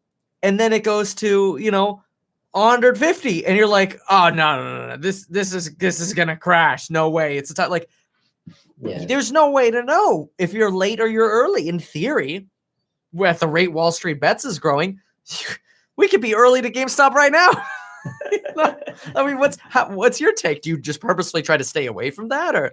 It's all about odds. Like, what probability and what edge do you have? Do you have some insight that you think this is going to continue or break down? I love the analogy by Warren Buffett where he says investing is kind of like baseball, where you get these pitches and you can swing, but you don't have to swing at every pitch. You can wait for that perfect pitch to try to really knock it out of the ballpark. I love that quote, because sometimes with investing, you get emotional and you start to see, oh, my friend made, 10,000, or this guy made 50,000. I mean, oh my gosh, I'm the most stupid person. Everyone in my office is doing this, right? Or like, you're in your class and everyone's on WallStreetBets. It's just, you feel like you have no choice. And it's like, you feel like pressure to swing on everything, and because everyone else is swinging. And I think you can go through a season like that. The challenging part is sometimes it could turn really against you, and then you get discouraged and you think investing sucks and you want to get out and you never want to invest again. Right. And yeah, and that's my concern is that, you know, if things turn whatever, people might get cynical of the entire investing field. Whereas my whole message or my whole kind of belief is, hey, there are huge opportunities in investing. What GameStop is showing is, you know, one angle, but there are many ways to get an advantage in the system. It could be through research. It could be by owning products. It could be through, you know, watching interviews of management. It could be through just getting data yourself on the street, you know, on different competitors. And there's many ways to use hustle, and there's opportunity. So even if things don't work out, you lose some money, don't give up on the whole investing, you know, bigger picture. If you had to place a bet today, somebody said, look, you have to make a decision right now. GameStop, you know, is it something where it has the staying power to last, 3 months plus, or under 3 months? Okay, so that's basically, I'm asking you, is this short term or can this go medium term? If you had to answer that, what do you think the answer would be and why? So I look at it as market cap. So we're like, I would say, okay, GameStop, I think, was artificially suppressed by the shorts. So, you know, GameStop at like $1 billion is like ridiculous. They have decent revenue. Sure, they're readjusting their business model, et cetera. Sure. I think, you know, GameStop at something between $5 and $20 billion is reasonable. It could stay there for quite a long time. Okay. And I think above that, it's going to be more risky because you have the market and the funds. You know, they can short and do things to a stock in a million ways. You don't know. So at 22.6 bill, you're basically saying maybe 10% rich, not suggesting it's not going to go down or up more. You're just saying maybe that's slightly above that threshold. And, you know, hey, 10%, whatever, that's nominal. In the example here you're giving, you're thinking 10 to 20, it could be there for a while. If this thing doubles though, let's say, and goes to 650, you're saying, look, like 40 bill, like 20, okay, upper side, high valuation, fine. But 40, can't go near it. Is that kind of almost what you're thinking? Yeah, I mean, even at $20 billion market cap, I need to have an edge. Like, I need to be an insider. I need to be in the GameStop stores, figuring out, like, does this company have a real strategy? I'm talking to customers, competitors. I'm on their website. Like, I need to have an edge if I'm getting in at 20 billion. I mean, yeah, that's for sure. I mean, yeah, that's the high end range, I think. Who knows though? I mean, I wish the Chewy founder and his team and the people, the influx of new ideas can revolutionize this company, and they just blow it out of the park. I mean, you hope them the best, or wish them the best. Definitely. So how about this? AMC or GME? I think GME. AMC is a tough one. I mean, I grew up, with the movie theaters too, but I mean, GME actually has a real website selling stuff and, a plan to go, digital. And so GME has a plan. AMC can't turn the popcorn machine on anymore, is what you're saying. Exactly. Oh, man. Yeah. Wow. Yeah. Okay. So what am I missing? I mean, we've covered a lot in this. I mean, we're coming up on 3 hours here, man. I didn't even realize. Golly. Wow. Yeah. I mean, you have been so incredibly insightful. What are we missing? We've hit a lot of really incredible things here. I mean, part of me, I'm thinking tomorrow, forget about GME. I need to sell every other stock I have and throw it all into Tesla. I mean, this dojo, I just want to invest in dojo. What'd I miss? Yeah. I mean, with Tesla, my favorite times to invest in a company is during times where I'm very confident they're undervalued, or during times where there's a lull, like let's say a year or 2 year lull that everyone's kind of given up on the movement of the stock. And you're just like, there's this contrarian thing, you're like, sure. You could feel it. You could feel like it's getting too complacent, right? Yeah. So I'm not, I'm definitely bullish Tesla. I think we live in a fascinating world where 2021, there's so many things going on where you have real estate that is surprising people. Like every market that I'm tracking is just so strong. And then you have this another side of the stimulus and the Fed printing money. I know that you're covering very closely. You have this whole world of equities and the volatility and just all the stuff going on.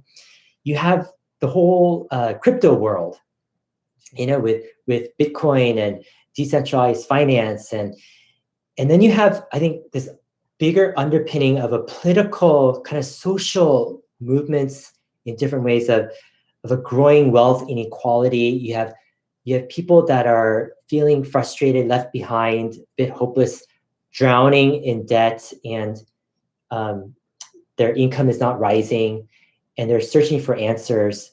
And there are different paths for these people to take. And some of these people are actually trying to make it work, trying to find new ways. And those are the people where I'm like, you guys are the hope, I think, of where things are headed. We need you. We need to, and that's my passion. Like, let's help people to have that hope to escape cynicism, to have that confidence that there are opportunities with business, with finance, to get out of debt, just to invest in great companies, to get your first house too, Right. I mean, that could be a major milestone, to get into your first house, to hustle at a job, whether, it's a photographer or a real estate agent or just someone who's just doing something that everyone needs to do.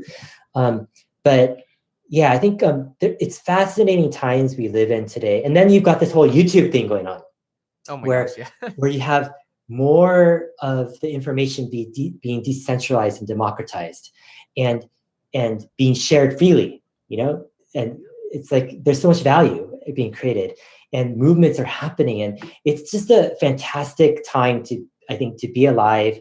There are challenges, but I remain hopeful, and it's my desire to help people through these times, the best I can. I'm sure it's yours as well.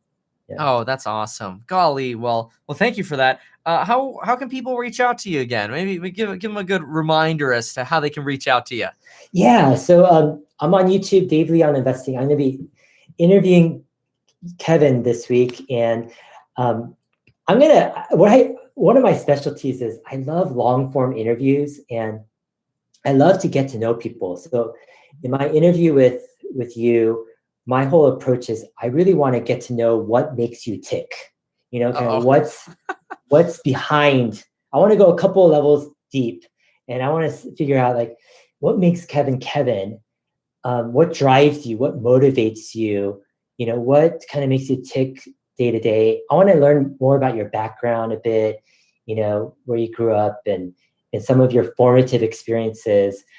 That's what I kind of love to do on my channel too, as well as my own videos. But yeah, definitely, you guys can check me out. And I'm also on Twitter at HeyDave7. That's amazing. Gosh, Dave, thank you so much. I'm looking forward to more talks, and certainly our interview. And hey, thank you. This was really insightful. I'm looking at Tesla even differently now than I did 3 hours ago. Jeez, man, you could have hyped me up even more. I don't know if this is healthy. So seriously, thank you. It's been a blast. I love chatting. Stuff like this is what really pumps me up and drives me. And I think you're doing a fantastic job on your channel too, helping people out.